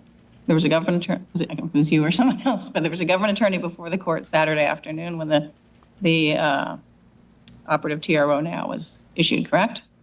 That's correct, Your Honor, although. The attorney have said when the TRO was entered, we request a stay so we can seek relief from the Court of Appeals. Did they have time to do that at that hearing? I suppose so, Your Honor, although. Seek a stay. Your Honor, a couple things let me say about that. First of all, that TRO, it was scheduled as a hearing for class certification that the government was surprised to discover, and I was personally just surprised to discover that the TRO merits would be discussed. The hearing was only set for class certification, and on that question of class certification, the government was not permitted to file even a single sentence of written briefing in opposition before we were hauled into court on a Saturday at 5 p.m. and a nationwide class action or class was certified. And okay, so it sounds like it was an argument for certification for the case to be considered a class action lawsuit. That's an extra thing you have to, I guess, apply for, and that's what it was about. However, for him to complain that we were dragged into court on a Saturday and blah, blah, you signed this order. This order was signed for the deportation shit, on a fucking Friday evening. Yeah, no shit. You guys try to play the system hard. Listen to there's I don't want to say contempt in his voice, but there's I can't believe you guys fucking heard this on a goddamn Saturday. We filed this shit on Friday just so we wouldn't have to do this shit for 3 days. That's, if I'm interpreting all that correctly, that's a pretty unbelievably mischievous line of intent, I would say. But and then in that posture, we were then surprised to discover that, notwithstanding the fact that the notice was for a hearing on class certification, that in fact a second TRO would be, the merits of which would be considered, that was presented there. We certainly believe that it wasn't Still don't understand how that means you didn't have time that afternoon, or Sunday, or Monday, or Tuesday, or Wednesday, or Thursday, or Friday, or Saturday, or Sunday, or this morning. Ask first day from the district court. You've had time, correct? Your Honor, You had time, yes or no? we've had There we time. go. It's clear Yes. that we went to this court. Your Honor, certainly too, this is not, I believe, an issue, the FRAP 8 compliance that plaintiffs have raised. So it's by itself may have been forfeited because that is not an argument that I believe that plaintiffs have raised. But before that, we had already sought a first stay. You admitted it right in your filings with us. You teed it up. They didn't have to raise it. You teed it up in your filings that we didn't do this. Do you know how often the government has asked this court to dismiss stay applications because someone didn't first ask it before? Your Honor, I acknowledge that is a common course in cases. The process and procedure. So remember, one of the things I say about like a cease and desist is important because you're putting up a defendant potentially on notice, and you're showing the court that you're making a good faith effort to like get shit done. Courts do appreciate like process and procedure, and if you go contrary to them, a judge might rule against you just because you're wasting the court's time, or you're showing disdain for the accepted, rules and procedures of the court. Like, they only have so much time, and they have to read through this shit, and they have to be prepared for everything. And if you're not respecting their time, then they might toss shit or say, fuck it, you didn't even try this out here first. Like, fuck you, There's nothing remotely ordinary about this case, and certainly not. What is very ordinary is that you had plenty of time to ask file for a stay. beforehand, yeah. And I don't- you only didn't, but you did have, you had the time to type into your briefs here. We didn't ask the district court for a stay. Your Honor, because we thought, frankly, candidly, we hope this court might act more quickly. And Okay, then don't make the other argument, you fucking loser. So it wasn't about you not having time. Notice the shifting goalposts. We didn't even have time to file in the fucking DC court. We didn't have time in the district court. And now it's, well, we were hoping you guys would kind of like do this shit a little bit quicker, right? So it's not that you didn't have time. It's that you wanted a faster answer by fast tracking this to the Court of Appeals. Does it go, if you start in the Court of Appeals here for the, asking for a stay for this, does it get to the Supreme Court faster as well? Like, can you, I don't know if you can do like a writ of certiorari from a district court, or if it has to go through the circuit first. Like, so this is what you're actually saying. You just wanted this to be fast tracked too.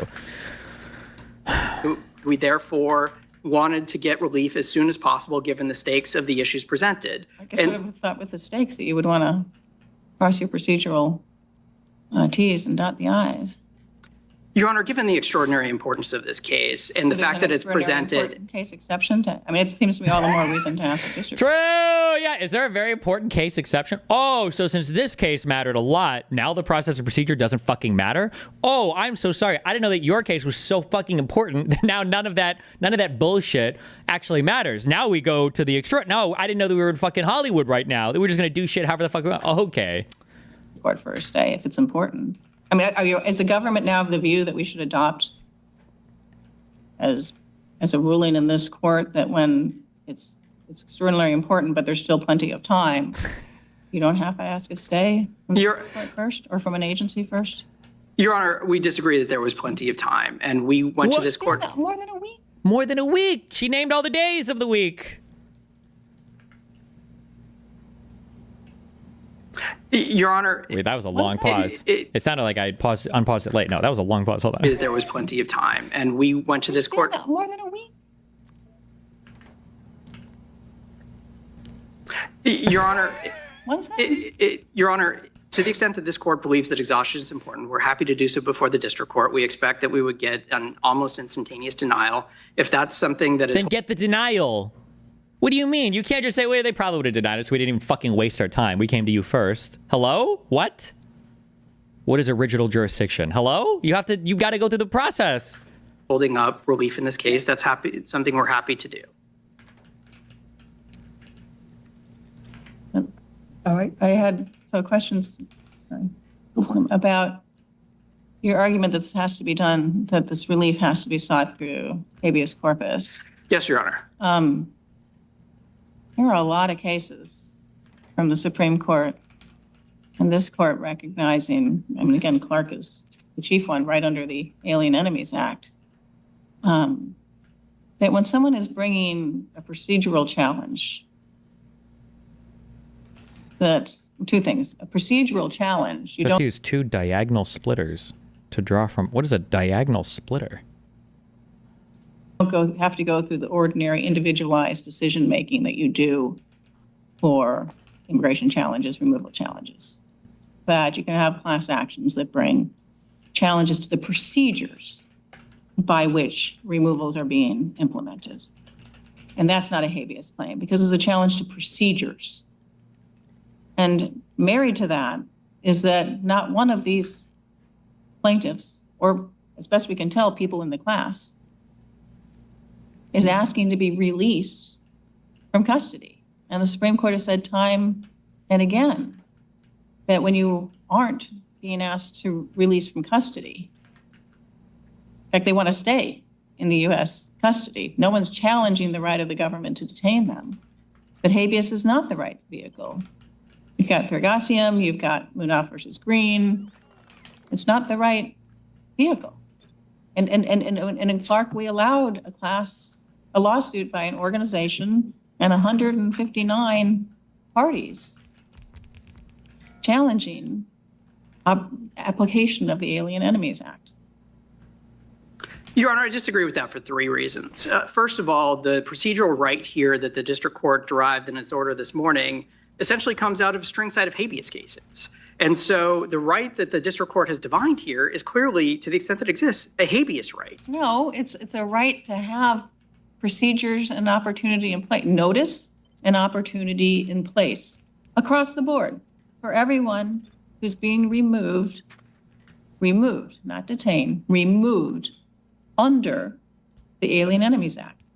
Your Honor, I think two more responses to that. One is that the right at issue is being derived from habeas, and that's very important because it means that APA jurisdiction isn't available. Here's how this court addressed a very similar case in Lebeau. What does APA jurisdiction mean? What does that mean?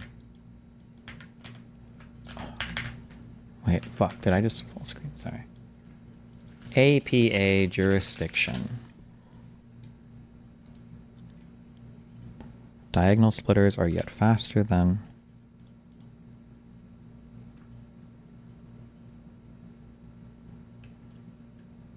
This looks like autism. Okay.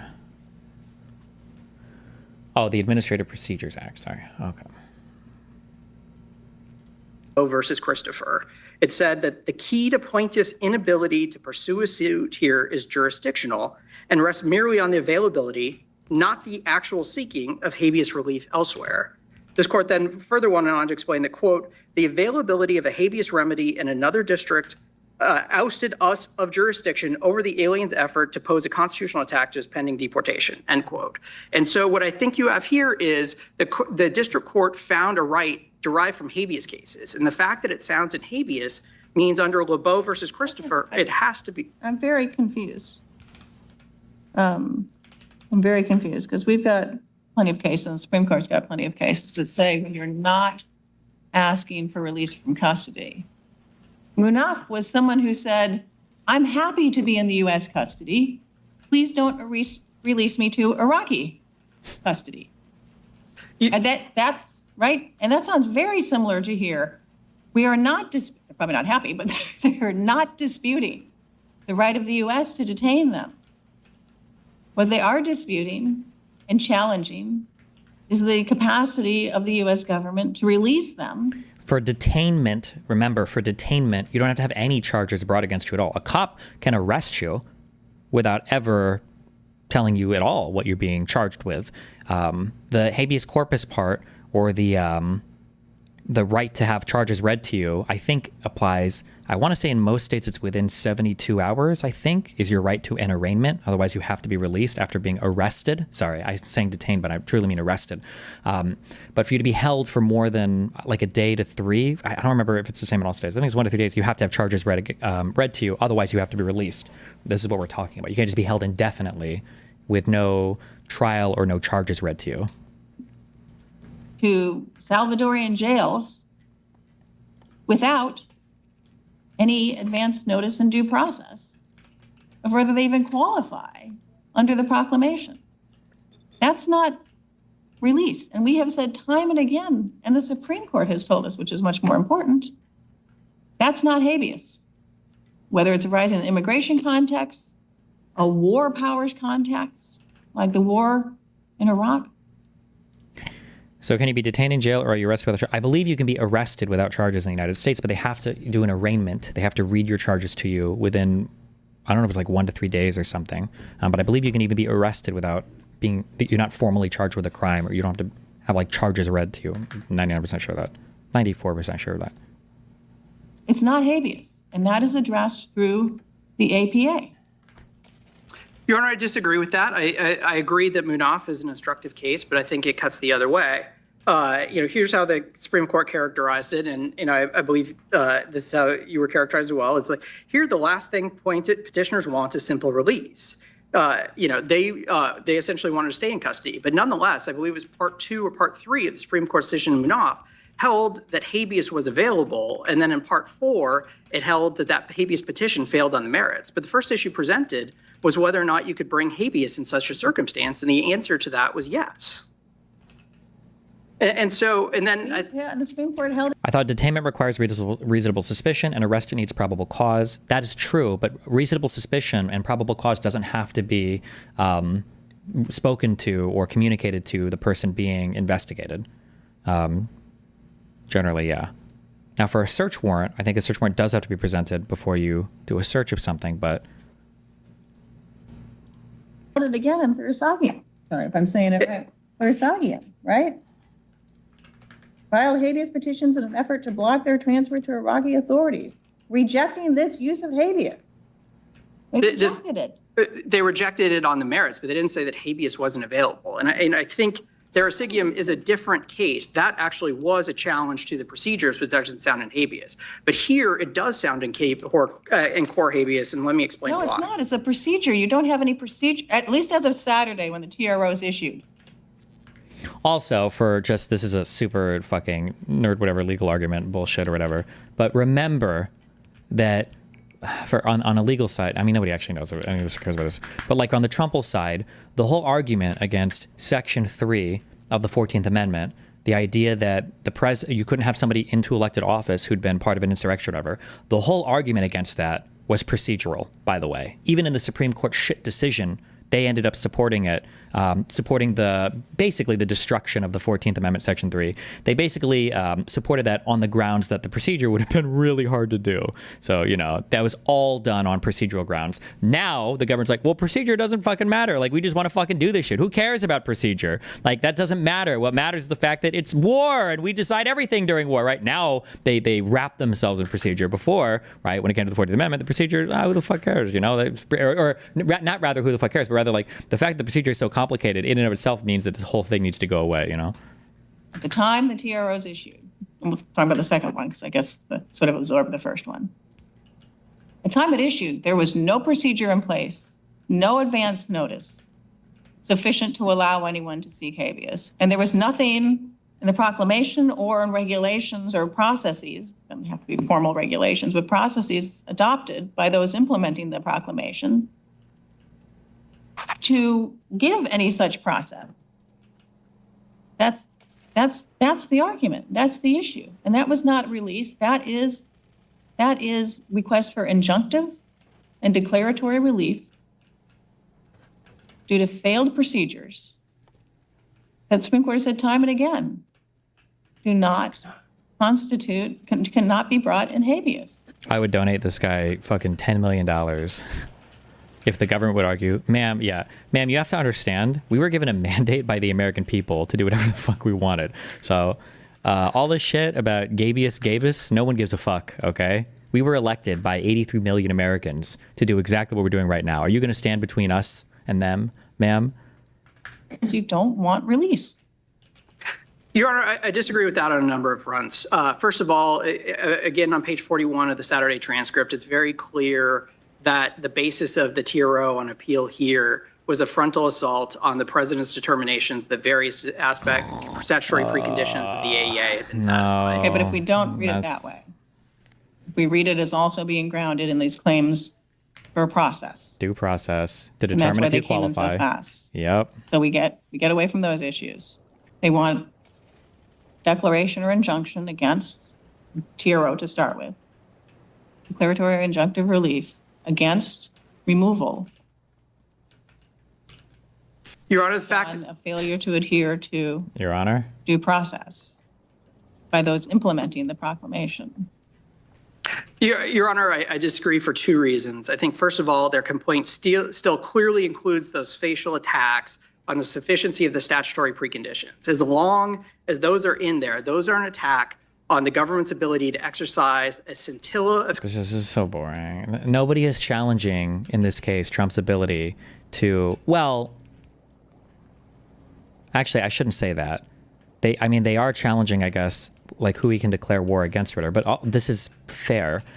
Because again, with the government's reading of this, the government can basically declare war on anybody or anything and then just start deporting people. The idea that Tren de Aragua represents the government of Venezuela, therefore you can just start deporting Venezuela, that's on its face also an absurd argument. Although I don't know how important that is, I guess, overall to what the people on the complaint are asking for here. But Custodial authority over the bodies of plaintiffs in order to either detain them or to remove them. And so as long as those are in the complaints, those sound in core habeas and cannot be brought here and would require transfer to another district or dismissal. But second, I think that the procedural one still challenges fundamentally in core habeas. It says you may not do anything to me under the AEA until you satisfy these preconditions. You are utterly without power to do so. I mean, that is the same sort of core habeas as asserting that a conviction is wrong because procedural requirements in a trial were not followed. But convictions can literally get thrown out if procedure and trials aren't followed. Unless I'm totally misunderstanding what he just said there. I don't understand that statement at all. Can't that exactly happen? We saw Alec Baldwin's case get tossed because of fuck up by the prosecution on a turnover evidence. I want to call this a Brady violation. Is that what it's called? Or is it something different? Maybe I misunderstood. I don't know. I mean, that is the same sort of core habeas as asserting that a conviction is wrong because procedural requirements in a trial were not followed. No, I don't think that's the same at all because people don't go through a trial in this country without getting the gold standard of due process. That is and true, that was not happening here. I think that's a false equation. The problem here is, that they are challenging implementation of the proclamation in a way that never gave anyone a chance to say, I'm not covered. And if your argument is he didn't have to do that, it's an intrusion on the president's war powers, the courts are paralyzed to do anything, then that's a misreading of precedent. It's a misreading of the text of the Alien Enemies Act. And that can't be an unlawful intrusion on the president's powers. It just can't. The president has to comply with the Constitution and laws like everybody else.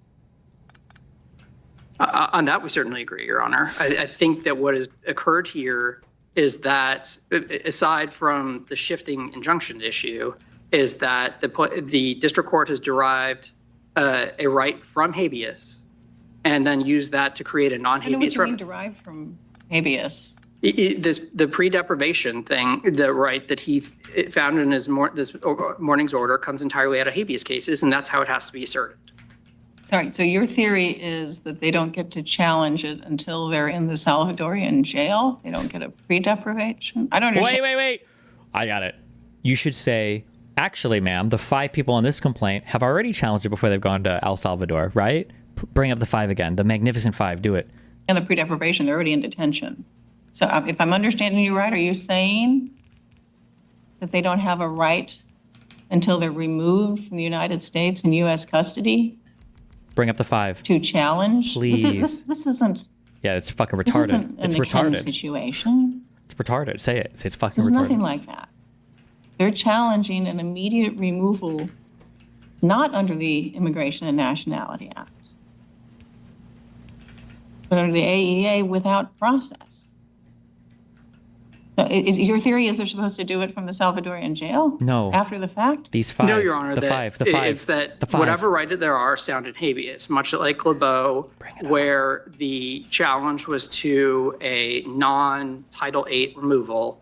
That sounded in habeas and had to be brought as such, and the availability of habeas meant that the district court was ousted of jurisdiction to hear other claims. That same logic means that the TROs issued below are invalid and should be reversed or The dissolved. Supreme Court in McNary versus Haitian Refugee Center, Reno versus Catholic Services said, we don't care about jurisdictional limits on claims that are supposed to go through ordinary statutory processes like Title 8.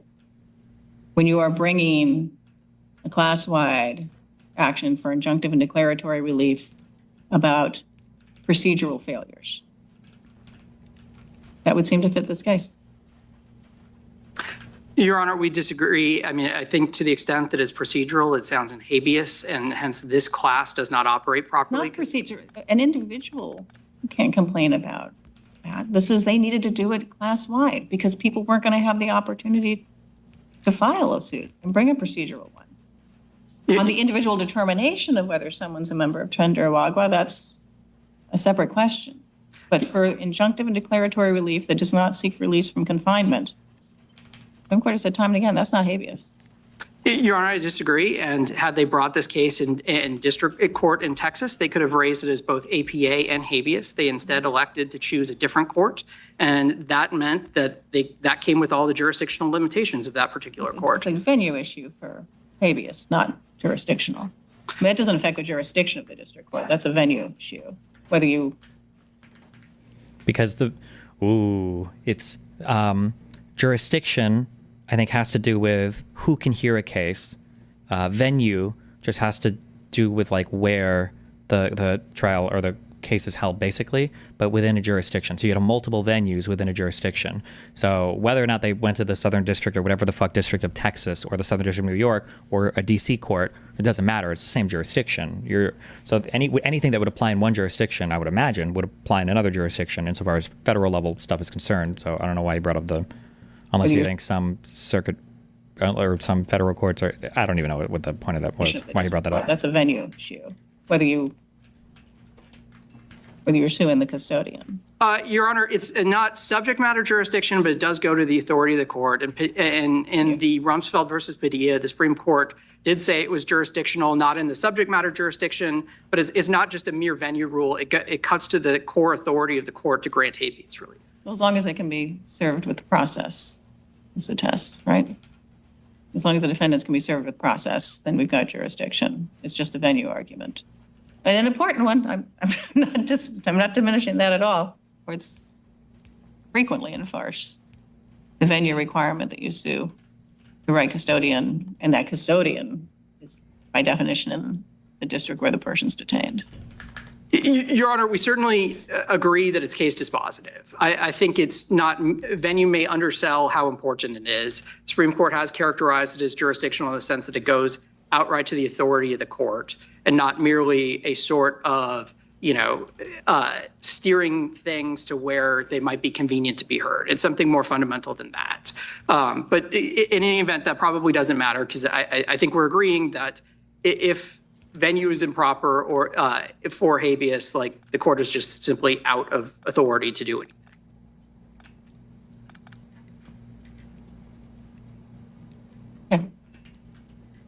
All right, we'll give Is you this just one side, or is did the plaintiffs make their a couple argument? minutes to reply.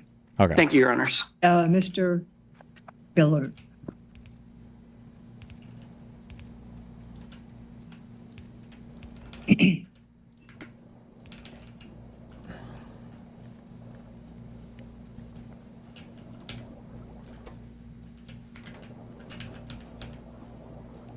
Good afternoon, Your Honors. Lee Galern from the ACLU for plaintiffs. Time permitting, I want to address why this court, the courts absolutely have jurisdiction to review whether the statutory predicates to the Alien Enemies Act have been met and why they haven't been met here. But I want to put that aside for the moment and sort of jump into the conversation you've been having with the government. First, I just want to put one thing to bed. The district court has not said anything yet about whether he intends to try and bring people back who were already sent to El Salvador. The district court is very concerned, understandably, that his order was violated but he is trying to get to the bottom of those facts. He has not made a determination of whether his order was violated, much less what he would do as a remedy, whether he would try and order the individuals back. So I don't think that issue is before this court. And so I think that's a red herring. The second thing is that I think the government now, and we in the government have sort of joined issue. At a minimum, it seems like the government is grudgingly admitting that after Ludecke in footnote 17. Wait, I'm sorry. Somebody said the fact that our government is dealing with 2 big hearings at the same time between the leaks and this, something new and crazy every day. Not 2. There are multiple TROs that have either been in full violation that the government is now like working to come into compliance on, because the Doge one they lost as well, about whether or not, I think it had to do with the USAID being shuttered. I think it was USAID, right? That they appealed that one all the way up to the Supreme Court and they lost. So, I mean, like, there have been multiple TROs that have been issued towards the government telling it needs to fuck off with its behavior. Yeah. In particular, that there must be ability to contest whether you fall within the act. And so now I think it's a question of how that's going to go about Well, within happening. the proclamation, not the act. I'm sorry? Within the proclamation. Well, yes, within Same the thing, proclamation. right, And so the district court has said very clearly he wants to figure out how that would work. He has asked both of us. Neither us or the government had a clear answer for him at the moment when he asked it, the hearing. He intends to get to the bottom of it. But I think what it means is that even if this TRO was appealable, and we don't think it is, but even if it was, I think it's the easy ground to affirm the TRO is that there was no process. And I want to be very clear about 2 points. One is that the process, to the extent the government says you can have process, that's illusory. People were designated TDA without any advance notice, rushed to Plains. We will put into the district court the piece of paper that individuals are getting that specifically says you are not entitled to review. So there is a lot of factual development left to do in the district court. Judge Boasberg is working extremely hard and extremely quickly, but I think this court would want that factual record. And I think that's one of the reasons that Boasberger is the guy that's been issuing the angry orders saying that the government's been fucking around. Boasberger has also been assigned to the government's case relating to, I think, this the investigation to this, just the recent Signal chat thing as well, I think. Boasberger has also been assigned to that one. So, yikes. TRO is not appealable. This is not, yes. Could you have done everything in a Texas district court that you did in this district court? Perhaps, Your Honor, but I don't think it was necessary. There's absolutely no question now that the law is that this kind of challenge where you're not seeking release doesn't have to be brought in habeas. It can be brought by APA. It could be brought in habeas, but it doesn't need to be. Well, so I want to get to that in a minute. But I think the common ground that you've just sort of asserted and that the government, you said, kind of has begrudgingly given, it's really significant common ground that I think has been lost in some of the briefing and some of the transcripts. You could have filed the exact same complaint that you filed here in Texas District Court. The government is not contesting that each plaintiff could have gone before an Article III judge and said, I am not a member of Trinidad Aragua, so I'm not covered by the proclamation, so I can't be removed. And could have done that. I think you would both agree that the plaintiff could have done that with the habeas petition. I know you push back and say it doesn't have to be a habeas petition, but I think you would agree that everything I just said is true and that it could have been done through a habeas petition. Is that right? Well, Your Honor, yeah, I mean, I don't think it's insignificant that it didn't have to be by habeas and that we have to, well, plaintiffs, we can choose our venue, but I want to address your question specifically. We could have filed a class, perhaps, a class habeas, if that's what you mean, but we certainly weren't looking just to get our 5 individuals from being sent to a Salvadoran prison. Right. So this would have had to be a class. If the government is suggesting that we could have gone in there for every individual, absolutely not. We did not know who has been designated. This has all been done in secret. The president signed it. I think you're going beyond what my question was. Okay, I And I'm not sure apologize. the government would agree that you can certify a class in habeas. Oh, I'm not sure I exactly. would agree with that either. It's that more of an open question that we would need to look into.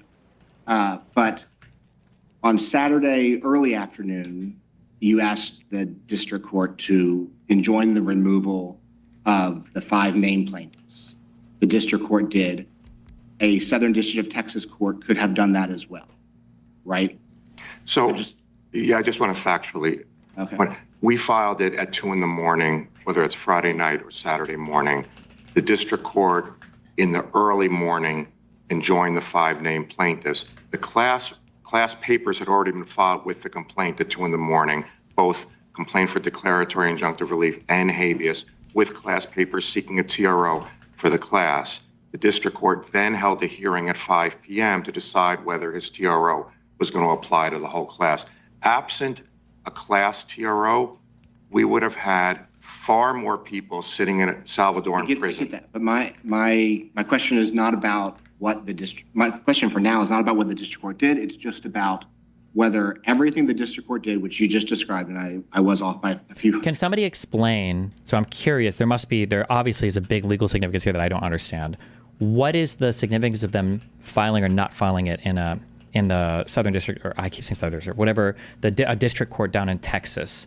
Is there a reason why they're asking this so much? Like, you could have filed this down in a federal court in Texas instead of up in the DC court. Is there a reason why that matters? A few hours, but it was, Saturday. Right. It was a long Saturday. Everything that happened that the district court did, a Southern District of Texas district court could have done. Assuming they would. There's a general rule that you have to file habeas corpus petitions in district where the person is being held. Okay, sure. Well, wait, you say district, but if this is a federal thing, isn't a district, couldn't any theoretical district court hear that? Number one, and then number two, they're not doing a habeas corpus petition, right? Aren't they doing a challenge via the APA?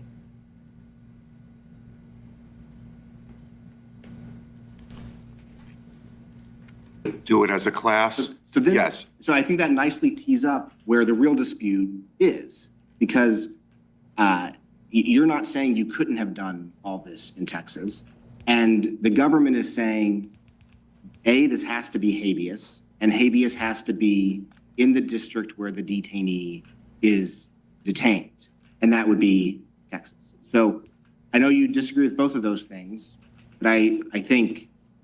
Gotcha, I understand. Okay, so one of the ways the government's trying to Hail Mary this is saying this is a habeas corpus petition, and that properly would have to be heard in the district where, in the particular district, I guess, wherever the person was being held at, and they're arguing this is an Administrative Procedures Act challenge. Actually, it doesn't have to be a habeas challenge. Okay. The government, I think there's some common ground there. There's common ground now that there has to be process, although I still see the government accepting it grudgingly, because this whole pre-deprivation thing, we were talking about people being sent to El Salvador, one of the worst prisons in the world, incommunicado. They're essentially being disappeared. The president of El Salvador has now said maybe they're going to spend the rest of their lives there. The government has provided zero ability to bring habeases. It would have had to have been done by a class, and to the extent the government's saying going forward, we'll give you process, I have not heard one word about them giving us advance notice. At this point, everyone who's detained can bring, would you say that at this point, everyone who's detained can bring a habeas petition? That's not the issue, though.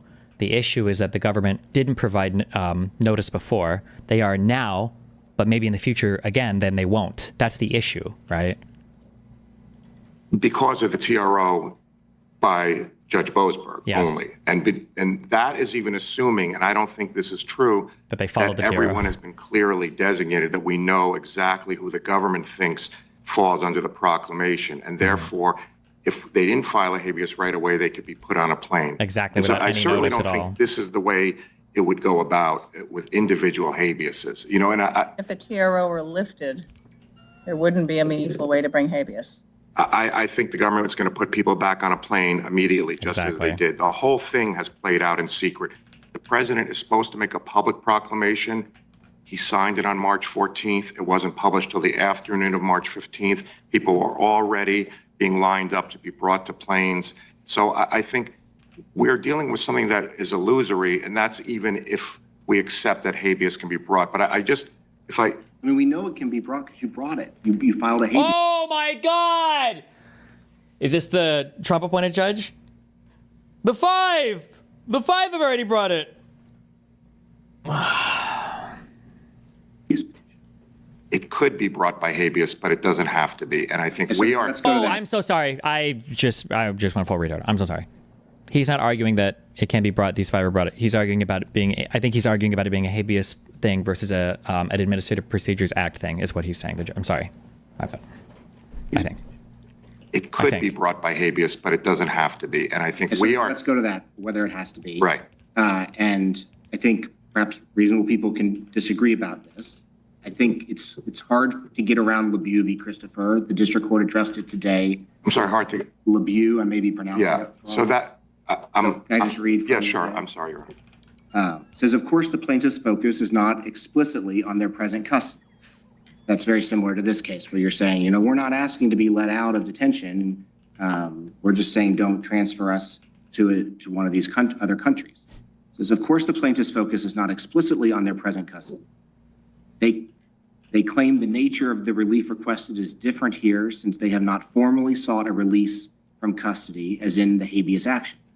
But, and the court goes on, we have rejected precisely such efforts to manipulate the preclusive effect of habeas jurisdiction. So I think that's a tough precedent for you where LeBeau was, as I understand it, was about to be extradited to Canada, didn't want to be extradited to Canada, could have filed in Illinois where he was detained, actually did file a habeas petition there, filed in DDC, and our court said, no, you can't bring this suit in DDC. You have to bring a habeas suit in Illinois to challenge not your detention, your transfer to Canada. Yeah, Your Honor, a few things about LeBeau, then I want to sort of broaden it. LeBeau is an extradition case. The extradition has for 225 years had its own case law, but I think the key in LeBeau that the court understood was that they were in fact seeking release through the other habeas. And so it seemed a little bit like they were trying to circumvent the habeas. I think that's why it's different. But the case law is voluminous that you don't have to bring a habeas unless it's a core habeas challenge to release. And I just want to touch on Thursingham for a second, that Judge Millett brought up. Thursingham, the government walked into the Supreme Court and said the only time habeas can be used is when you're seeking release from detention. You can't challenge your removal. That was ultimately what the Supreme Court accepted. That was the holding. That's on top of case after case after case saying, if you're not seeking release, and I want to be 100% clear. Okay, so the Hail Mary for the government, I guess, has to do with whether or not this counts as a habeas corpus thing versus just an APA thing. I don't know any of the processes or procedures in law. I've never read a case on this. I don't know the procedure or whatever. So I can't give any informed opinion on it. But it sounds like the counter argument that the plaintiffs are bringing up is that habeas corpus can only be invoked if you're seeking an arraignment, basically. But you can't invoke habeas corpus to seek release. You can't get out of prison by saying habeas corpus. You can only say, at least read me my fucking charges. And then we can go to the right to speedy trial and all that other bullshit. But I don't know who's right or wrong on any of that. I have no clue. Here, no class member is seeking release. Judge Boasberg was. And then the plaintiffs are arguing nobody here wants to be released from prison. No one here is saying that they're not seeking release from detainment. They're seeking having any charges brought against them at all. They want to have a type of arraignment, or at least, but not really an arraignment, a formal arraignment, but just some process or procedure or arbitration or something where they have a chance to argue their case, basically. Yeah. Absolutely clear that his order will not stop anybody from being prosecuted, anybody from being detained, allowing anybody to be released, allowing anybody. And I don't know the answer to this question. I tried to ask the government. Yeah. Maybe they didn't know yet. you may not know either, and suspect you haven't talked individually with every one of your class members. But do you know if anyone is currently being detained under the Alien Enemies Act proclamation and not being detained under any other legal ground? I don't know the answer to that. I suspect that most people, maybe all of them, are being detained under the immigration laws because they were in proceedings. I mean, the government is using the act to try and short circuit the immigration proceedings. And so I think what they have done is pull people out of proceedings and put them on the plane to El Salvador. So your original complaint mentioned apprehension and removal, and you wanted to enjoin both. I understand the district court did not accept your invitation to enjoin apprehension, but that does suggest that you were worried there would be some class members currently at large in the country who might be apprehended under this AEA authority. So, Your Honor, I think to the extent that that language is in there, it may be inartful, but we're 100% clear with Judge Boasberg, and he has been 100% clear. We are absolutely not trying to get anybody out of detention, stop anybody's removal, stop anybody's prosecution. Were those people in prison before, as in convicted or even charged, or have they been picked up from the streets? Well, it sounds like they've done both. But it sounds like one of the things that Trump tried to do is he tried to take people who were already in proceedings, so they'd already been charged with a crime, maybe even convicted or whatever, and now by invoking this Aliens Act, he's trying to basically just say, listen, whatever your process or procedure is right now, it doesn't matter. You're already arrested. Get them the fuck out of here and ship them out. That's why he said short circuit the procedure. Yeah. And I think that goes to the larger point. This is a very specific statute, a wartime statute dealing with a very specific problem. It does not bar any other authority for prosecuting or removing these individuals, much less have to do with anything about stopping ships in China. Can I ask you about Munaf v. Guerin? Because I do understand how you can read it to help the government here and you can read it to help you here. I think the government is saying the first thing the Supreme Court held there was there is habeas jurisdiction. This is someone who wasn't objecting to being held, but was objecting to being transferred from U.S. custody in Iraq to the Iraqi government in Iraq, and said, don't transfer to the Iraqi government. And the first thing the Supreme Court held was that there is habeas jurisdiction for that because he was an American citizen. And then said, in your habeas cause of action, you lose on the merits, right? Because we're going to respect the Iraq's kind of what they said is Iraq's exclusive jurisdiction to punish offenses against the laws committed within its borders. So we have habeas jurisdiction, and habeas is your cause of action.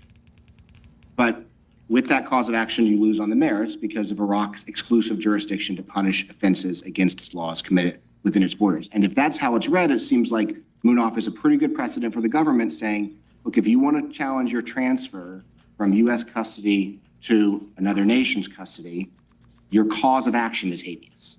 Well, I think two things about that, Your Honor. One is Munaf said you could do habeas. It didn't say you must habeas. And I think that's the difference in these core habeas cases. Whether you could bring it in habeas, you often can bring it in habeas, but then whether you must bring it in habeas. So we understand the Chief Justice to be saying in that case, I think it was fairly clear, the last thing you want is simple release. Right. And so I think that's why Munaf doesn't answer the question. And Thursingham, of course, is the most recent precedent from the Supreme Court.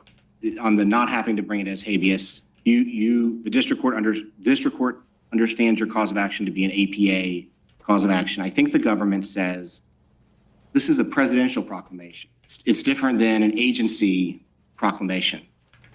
I think last time I was on a panel and you were the attorney, it was an agency proclamation. And you can bring it, we see every day in this court challenges to agency orders under the APA. But if there's a challenge to a presidential order, the APA is not typically the vehicle for that. And Franklin v. Massachusetts says, at least as a general matter, it can't be. And I think what you'll say is, at least on the individualized determinations of whether the class members are part of Tren de Aragua, you're going to use the APA to challenge decisions that are being made by lower level officials. To me, that, if true, just indicates that there's not the type of commonality for a class that you need in order to certify a class. Right, Your Honor, so a couple of things. One is, I think we cited multiple cases that say even where there's a presidential proclamation, you can challenge its implementation by the agency. But to your common question, our common questions are obviously first, whether the AEA can be used at all against a non-foreign government. But the second question is, are they entitled to process? So at some point, if there's individual determinations about whether you fall within the proclamation, those obviously will be all common. But the initial question that we're fighting with the government about, and they're still, I think, grudgingly only conceding it, is whether they're entitled to some process. They clearly have not been given process, but for this action, I don't think the government would be conceding what it had to concede. What's the status of the habeas petitions in Texas, the ones that have been filed and that are ongoing? Yeah, that's a good question, Your Honor. We've been trying at council table to find out a little bit about where they are. I think they're generally on hold. And those individuals, there were few habeas petitions, very few people who happen to sort of guess that maybe their person is going to be designated. But for the vast majority of people, they haven't been designated. I wanted to also clear up one point of confusion. The government keeps reading from the transcript at page 41 that the judge's initial TRO, I mean, the judge has obviously made clear this morning what his TRO is principally based on. But the judge's hearing transcript on Saturday night was very clear that he was also talking about process. And that's at pages 29 and 30, starting at line 25, Your Honor, where he was very specifically talking about process, and footnote 17 in Ludecke that said you have to be able to contest whether you fall within the proclamation. So Sorry, finish. yeah, no, I'm sorry. I want to ask about, I guess this goes to some degree, I think it goes to the irreparable harm the government asserts. Right. And to some degree to maybe larger issues. And so the question I'm going to ask you is going to sound like I have some skepticism about what the district court did on Saturday. I want to preface that by saying we've had a week to look at this issue, and it's been hard. And the district court only had a day. Right. You know, about a decade ago, one member of this court, long before I was on it, talked about district judges having to deal with Guantanamo issues. So they were difficult and intricate and complicated and novel. And he said, even when this court might disagree with the district court decision, that disagreement is with respect for the dedicated work of the district court in these matters. That said, I'm wondering if you can point me to a district court TRO or injunction that survived appeal, that stopped an ongoing, partially overseas national security operation in the way that this... Probably not, but it's going to be the same argument as before. I can't give an example of something like this succeeding before, but like nobody's tried this before. There's a novel application of, what is it, the Alien Enemies Act? Is that what it is? Alien Enemies Act? At the time, at least, did order planes to take foreigners from international waters to the United States. Your Honor, so to start with, the order about him bringing people back, potentially bringing people back, is not before you. And I think there's a lot of factual development. And I don't know how much this court is aware, but there have been emergency proceedings almost every day. And I think the district court has not been pleased with how the lack of forthcoming attempt. Can I just add that, though? Yeah, and so with that, There's this declaration by, it says that he's been at the State Department since 1971. how is that? 54 years ago. My math is right. That's quite a lot of experience at the State Department. Now he's a career State Department official, head of the Western Hemisphere's Affairs Bureau. And he says that this TRO is, quote, harming the foreign policy of the United States. It comes after, quote, intensive and delicate negotiations with El Salvador and the Maduro regime, risk the possibility that those governments will change their minds. It gives them leverage for renegotiation. And he warns, quote, these harms could arise even in the short term. So, I mean, those concerns are ongoing. I understand that there are no longer planes in the air that are being ordered to return to the United States with foreigners that the executive branch doesn't think should be in the United States. Oh my God. I guess just maybe from a 10,000-foot perspective, I thought about when Justice Douglas enjoined the bombing of Cambodia, but it didn't go very well. The Supreme Court reversed him in about 6 hours. Bombing of Cambodia, bro. I found a couple other injunctions that are somewhat analogous, but they didn't survive appellate review either. Can you, standing here, give us an example of a district court injunction that enjoined a national security operation partially overseas that survived appellate review? Well, Your Honor, I want to push back on the overseas part because I don't think the order to return the planes is before you. So what we're talking about is not sending people, and that is Foreign policy straight implications, removal. the But negotiations with okay, Maduro regime. so let me address that.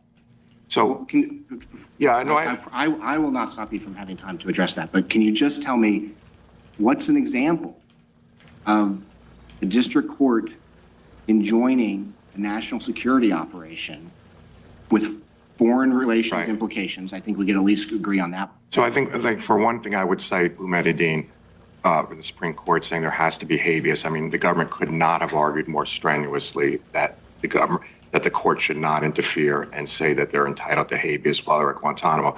But to your point about the national security, I want to return to something that Judge Millett said. The government cannot take the position that it's an interference by this court on national security grounds to give people process. The Supreme Court was 100% clear in Ludecke in footnote 17 in multiple cases saying process. So for the government to say you're interfering by giving what Justice Frankfurter said in Ludecke was necessary as a matter of the act, and I don't even think he needed due process. He was ruling as a matter of the act. You have to be able to contest.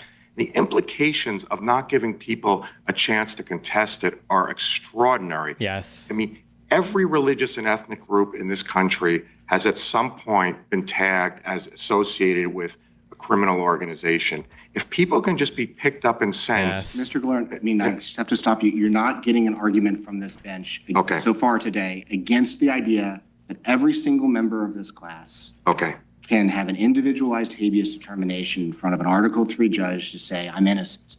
And I think I take your point about Boumediene and your point about Ludecke, but I think it's hard to answer some of our questions without mentioning cases that are habeas cases. Boumediene was habeas, Ludecke was habeas. And so it seems like in order to answer one question in a way that is kind of satisfactory for your position. Well, that's because they were asking for release. But you are asking to stop a transfer, and that is something that habeas has been used for repeatedly. Yeah, but it's not. But it doesn't. I don't think just because habeas has been used to stop the transfer doesn't necessarily. Hold on. He's saying the judge is trying to say that okay, so they're arguing that this isn't a habeas case. The plaintiffs are arguing it's not a habeas case. It's an APA case. Why does this matter again? Is it just because then it changes which court they needed to bring it up in a federal court that was nearest where the facts of the case are? Is that the only reason why this habeas APA distinction matters? It's super hard to find any examples. I feel like that are gonna help the plaintiffs here because it just feels like such an exceptional case. I guess I don't even know what you would look to. It could be used, but it doesn't have to be used. And we, of course, but I think, Your Honor, I want to return maybe to the very beginning of this appeal. We don't think there's jurisdiction over a TRO. I mean, you just had the decision in Dellinger. That's a very, very rare thing for this court to find that a TRO is appealable. And there are two preconditions. One is that it's a mandatory injunction not preserving the status quo. Judge Boasberg was explicit that he's simply preserving the status quo.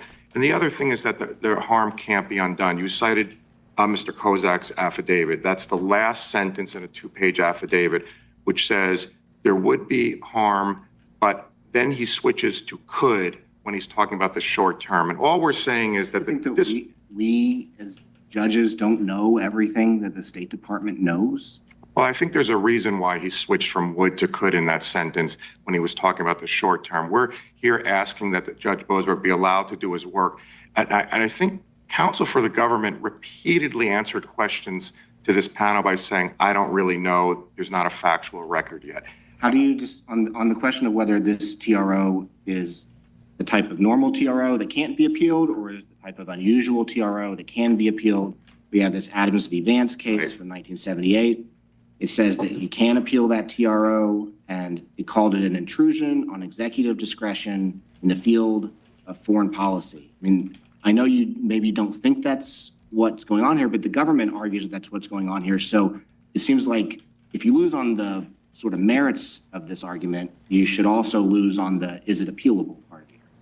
Well, I think, Your Honor, that Adams was very different because it was a mandatory injunction telling the Secretary of State what to do. And this is very different.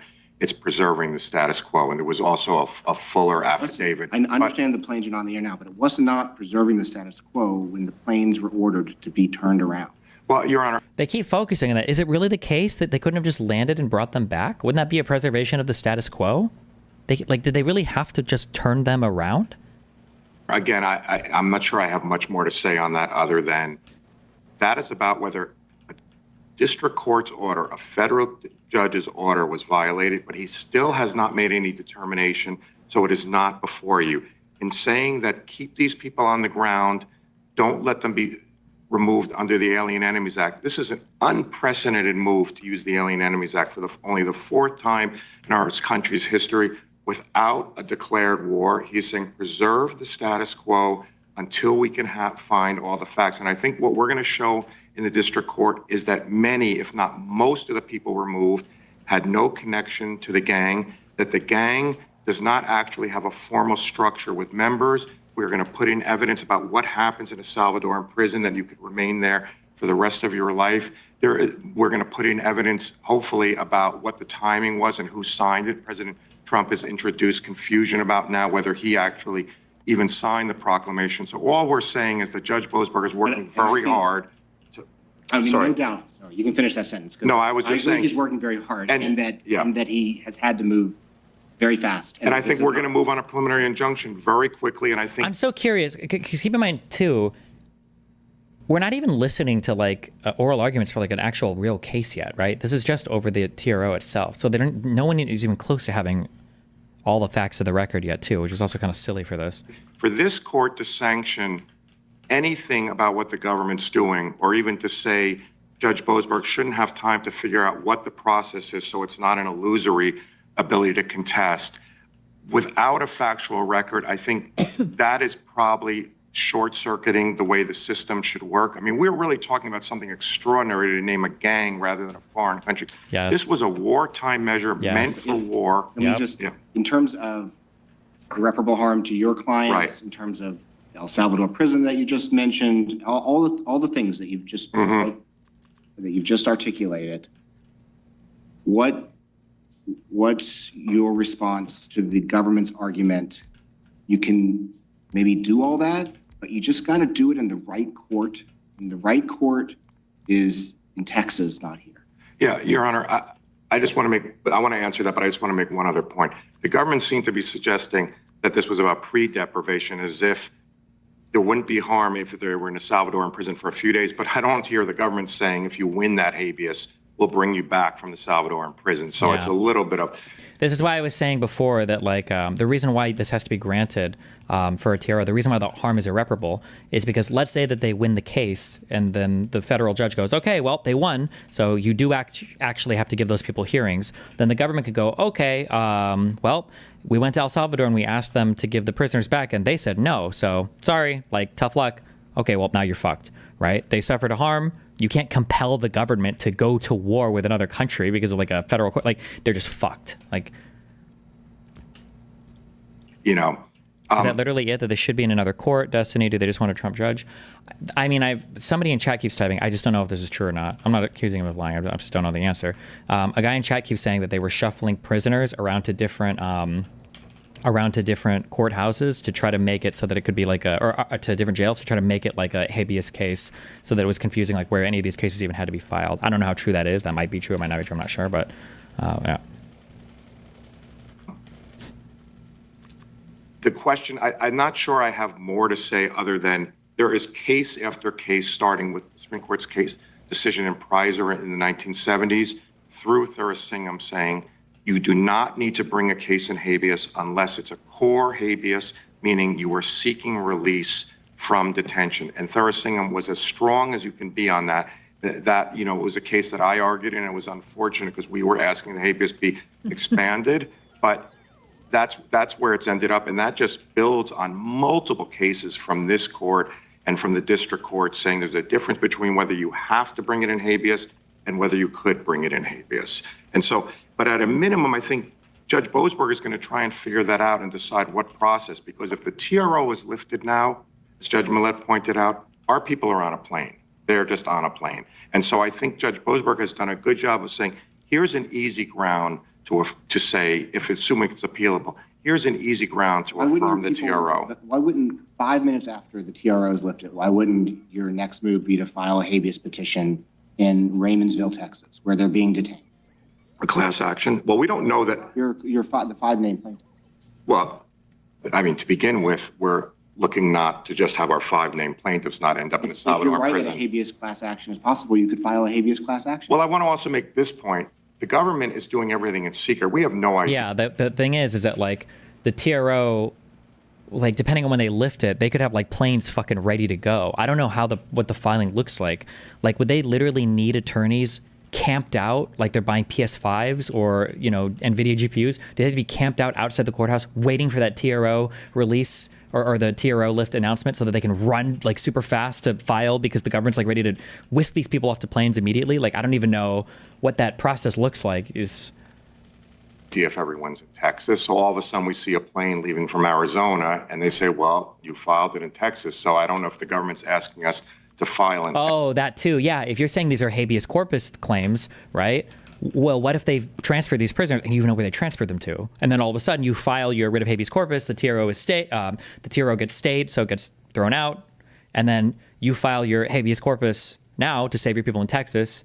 And then a tweet goes out with Trump saying, we've sent these disgusting Tren de Aragua criminals out of this country. And you say they actually transferred them to Arizona. You didn't even know. And now you're just like fucked, right?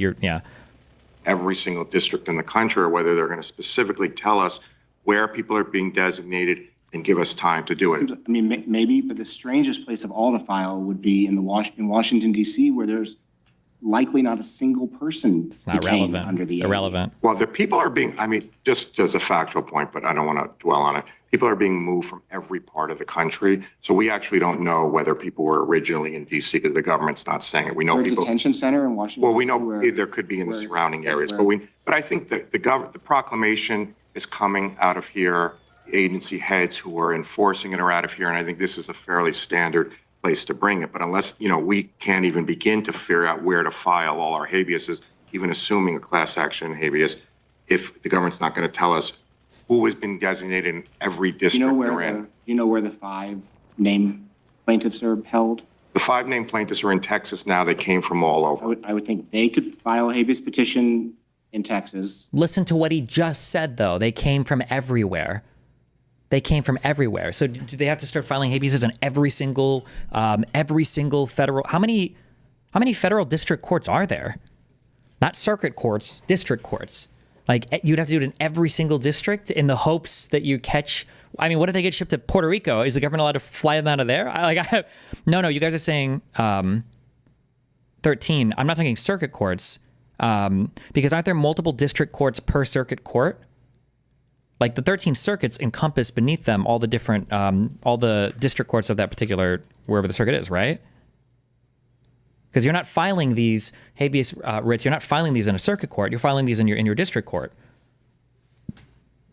94 district courts, okay.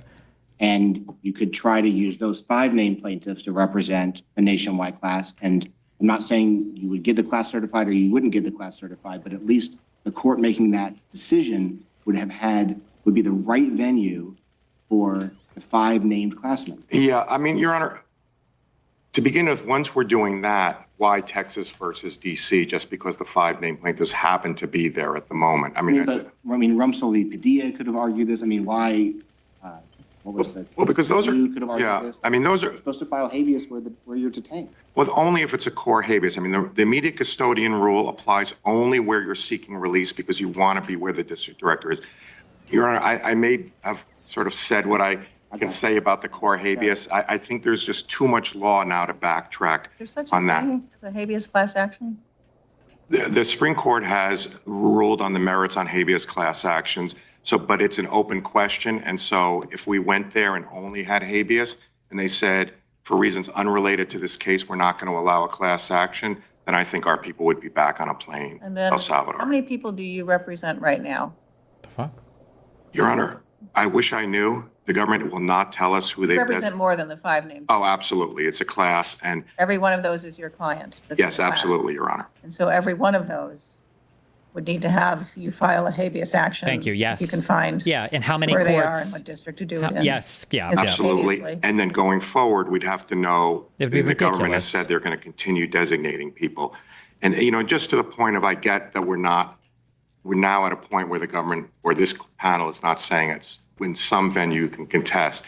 But it's really an extraordinary thing that's happening because people were rushed out, as Judge Boasberg said, and story after story is now coming out that people had nothing to do with the gang. And so I think we're looking at people now who may be in a Salvadoran prison the rest of their lives. And I think that's really the problem. And incommunicado, families can't reach them. There's no way to reach them. And the government wants to continue doing it. And I don't, when Judge Boasberg said, well, how would the process work? And, will there be pre-deprivation? The government didn't answer. And I hear the government also bringing up pre-deprivation again. So I just want to be clear that right now, as this is moving so quickly, I think Judge Boasberg has said, at a minimum under Ludecke, the implementation of this proclamation cannot stand. And for that reason alone, I think the TRO has to be affirmed. We're going to move on a preliminary injunction. It will be back here, no doubt, from either What are you side moving on on a your full PI? record. I'm sorry? What are you moving on the PI? We're going to move in a couple of days, Your Honor, and we're trying to just gather as much facts as we can. Family members are seeing the videos of the harsh treatment men received when they got off the plane. They're alerting us. They're alerting us because they think their men have disappeared from U.S. detention facilities and they think they may be in El Salvador. We're also going to put in expert declarations about how the TDA gang works and that there's actually no formal membership. So figuring out who's part of TDA is very, very difficult, and a number of other factual developments. I would think this court, if it's going to rule on such an extraordinary issue, only the 4th time in history the act is being used, will want that full record. And then I just had one other question. So Judge Walker has noted the difficult issues about the airplanes and stuff, Right. that sort of mess that was happening on Saturday. The TRO, the written TRO says nothing about that. It just says Right. enjoined from removal. And I know that there's a bit of a kerfuffle in district court about those oral directions, and the government's position is those did not bind it. I think your position is that they did. So do we have to, if we were to be concerned about, Are there multiple judges in here? Yes. Most, probably every circuit court. Circuit court is your first court of appeals for your federal courts. Every circuit court is going to have multiple judges hearing these things. I'm almost positive of that. There's 3 in this one. TRO at least is applied to directing airline flights out of U.S. airspace, but people still in U.S. custody. Do we have to resolve that question of whether the oral language he was using at the hearing was itself part of the TRO?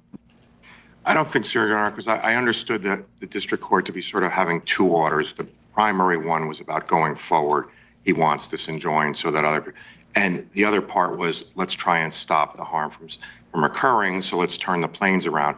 Now that people are in the Salvadoran prison, the judge recognizes that the first step would have to be, was the order violated? The government says it wasn't violated because the planes were out of U.S. airspace, and there's a whole contentious thing going on. So I think it's I thought they said they now agree that they were bound by the oral. I thought they said that they were only bound. They're still pushing back on that as well. I think Judge Boasberg has been fairly clear that he thinks the oral order was just as binding. But I think the question really has not been resolved in the district court. Judge Boasberg is first very meticulously going to try and find the facts about whether his order was violated and only then decide if there's a remedy. But he's certainly not going to do anything before he finds the facts. And I think it would be premature for this court to get into it because we're talking about the government potentially deliberately violating a federal court's order. And so I think it would be best to allow Judge Boasberg to find those facts. Certainly the government, if he was to order them brought back, could come back up here. I can't imagine Judge Boasberg not staying that particular part of his hearing of his order if he ever got to that. Mr. Gallant, just a question about the timing of us deciding this stay motion. I know the government wants us to do it quickly. Do you see sort of the fairness of us deciding it fast enough that if the Supreme Court wanted to reverse us, they would have an opportunity before the TRO runs out? Your Honor, but leaving the TRO in place? Well, I'm not saying whether you'd win or lose, so I know you got. I'm sort of asking you behind Right. ignorance. So what I would say is, Your Honor, I do think, obviously we especially would. as long and as eloquently as you argued about your client's, right to be heard in court, I think maybe you would say the government, as a matter of fairness, ought to have a shot at the Supreme Court if they lose here. No, come on, for a TRO. If that were going to happen and you were going to rule for the government on this, then I would hope that Your Honors would give us time to seek a stay from the Supreme Court without allowing everyone to be put on a plane to El Salvador in the interim. But I would urge this court to allow the district court to just finish its ruling. I mean, if we're going to rule for you, Go ahead. do you see the benefit of us doing that very quickly so that the government can get to the Supreme Court fast enough? I will leave that to Your Honors, whether you think that's. You don't have an objection. I mean, we would prefer that you deny the stay request and send it back to the district court, and I don't think you need to rule quickly. I mean, I just want to leave with one point. Real quickly if we're going to rule against you. Right, and well, real exactly. slowly if we're going to rule for you. Exactly. I just want to leave the court with one point. If the government is going to stand up on reply and admit that under Supreme Court precedent, people have to have the ability to contest, and that that's a matter of Supreme Court precedent, Ludecke, the statute, and if you want to throw in due process as well and about the implementation, then it's inconceivable to me how they can say this is an intrusion on national security, because they themselves are saying, yes, at least that part of Judge Boasberg's order must stand. And so that certainly can stand until there's a preliminary injunction ruling. But I just don't see how the government can continue using this broad rhetoric about intrusions on national security if they're conceding that Judge Boasberg is right, as at least our secondary claim that there must be process, even if he was not willing at this point to rule on whether the Alien Enemies Act can be used at all against a non-foreign government. Thank you. Thank you, Your Honor. Thank you, Your Honors. Mr. Ensign, why don't you take 5 minutes? Your Honor, I'll be very brief. Just two very quick points. This guy's a I believe opposing fuckhead. counsel Fuck said him. expressly that this case could be brought in habeas. Under this court's decision in LeBeau, which I think I mispronounced earlier, that very clearly means that it must be brought in habeas. That is not in a distinguishable context. That was brought It by. involves something that couldn't be brought under the APA at all, extradition. That's not this situation. Oof, shut down. Your Honor, I think the same. Extradition is its own body of law. It does have its own, but it is the same context of a person using habeas, or in that case, actually using it in a different court. But the fact that habeas was available to challenge a transfer to a foreign country meant that because habeas was available, it was available in habeas, it must be brought in Long habeas. before Munaf versus Green and Thursagian. And Munaf versus Green was also, the court recognized that there could be habeas and that it could apply to someone in foreign lands under held by a multinational force in the middle of a war. But American citizen would still have the right to bring a habeas, and then just said that you can't get this relief of protecting you against transfer to another government in habeas. That seems to be, and that did not involve, that was detention issues and transfer issues. It wasn't extradition, which is its own body of law and just sort of inapt in this context. And there's no APA option there. There's definitely an APA option here. That's the point of Munaf. Your Honor, I disagree both that LeBeau and Munaf involved challenges to attempted transfers to foreign countries. In both cases, the court said, though, in Labue, the court said that has to be brought as habeas, and because it could not be brought as non-habeas. And in Munaf, the Supreme Court said that can be brought in habeas. That was the first question presented that the court resolved by answering in the affirmative. And then under Labue, that means that it must be Habeas is brought. available to someone named Munaf in this foreign situation. I mean, talk about Okay. interfering. Are there any interesting things? If this is what he's leading with, I'm guessing this is empty. Okay.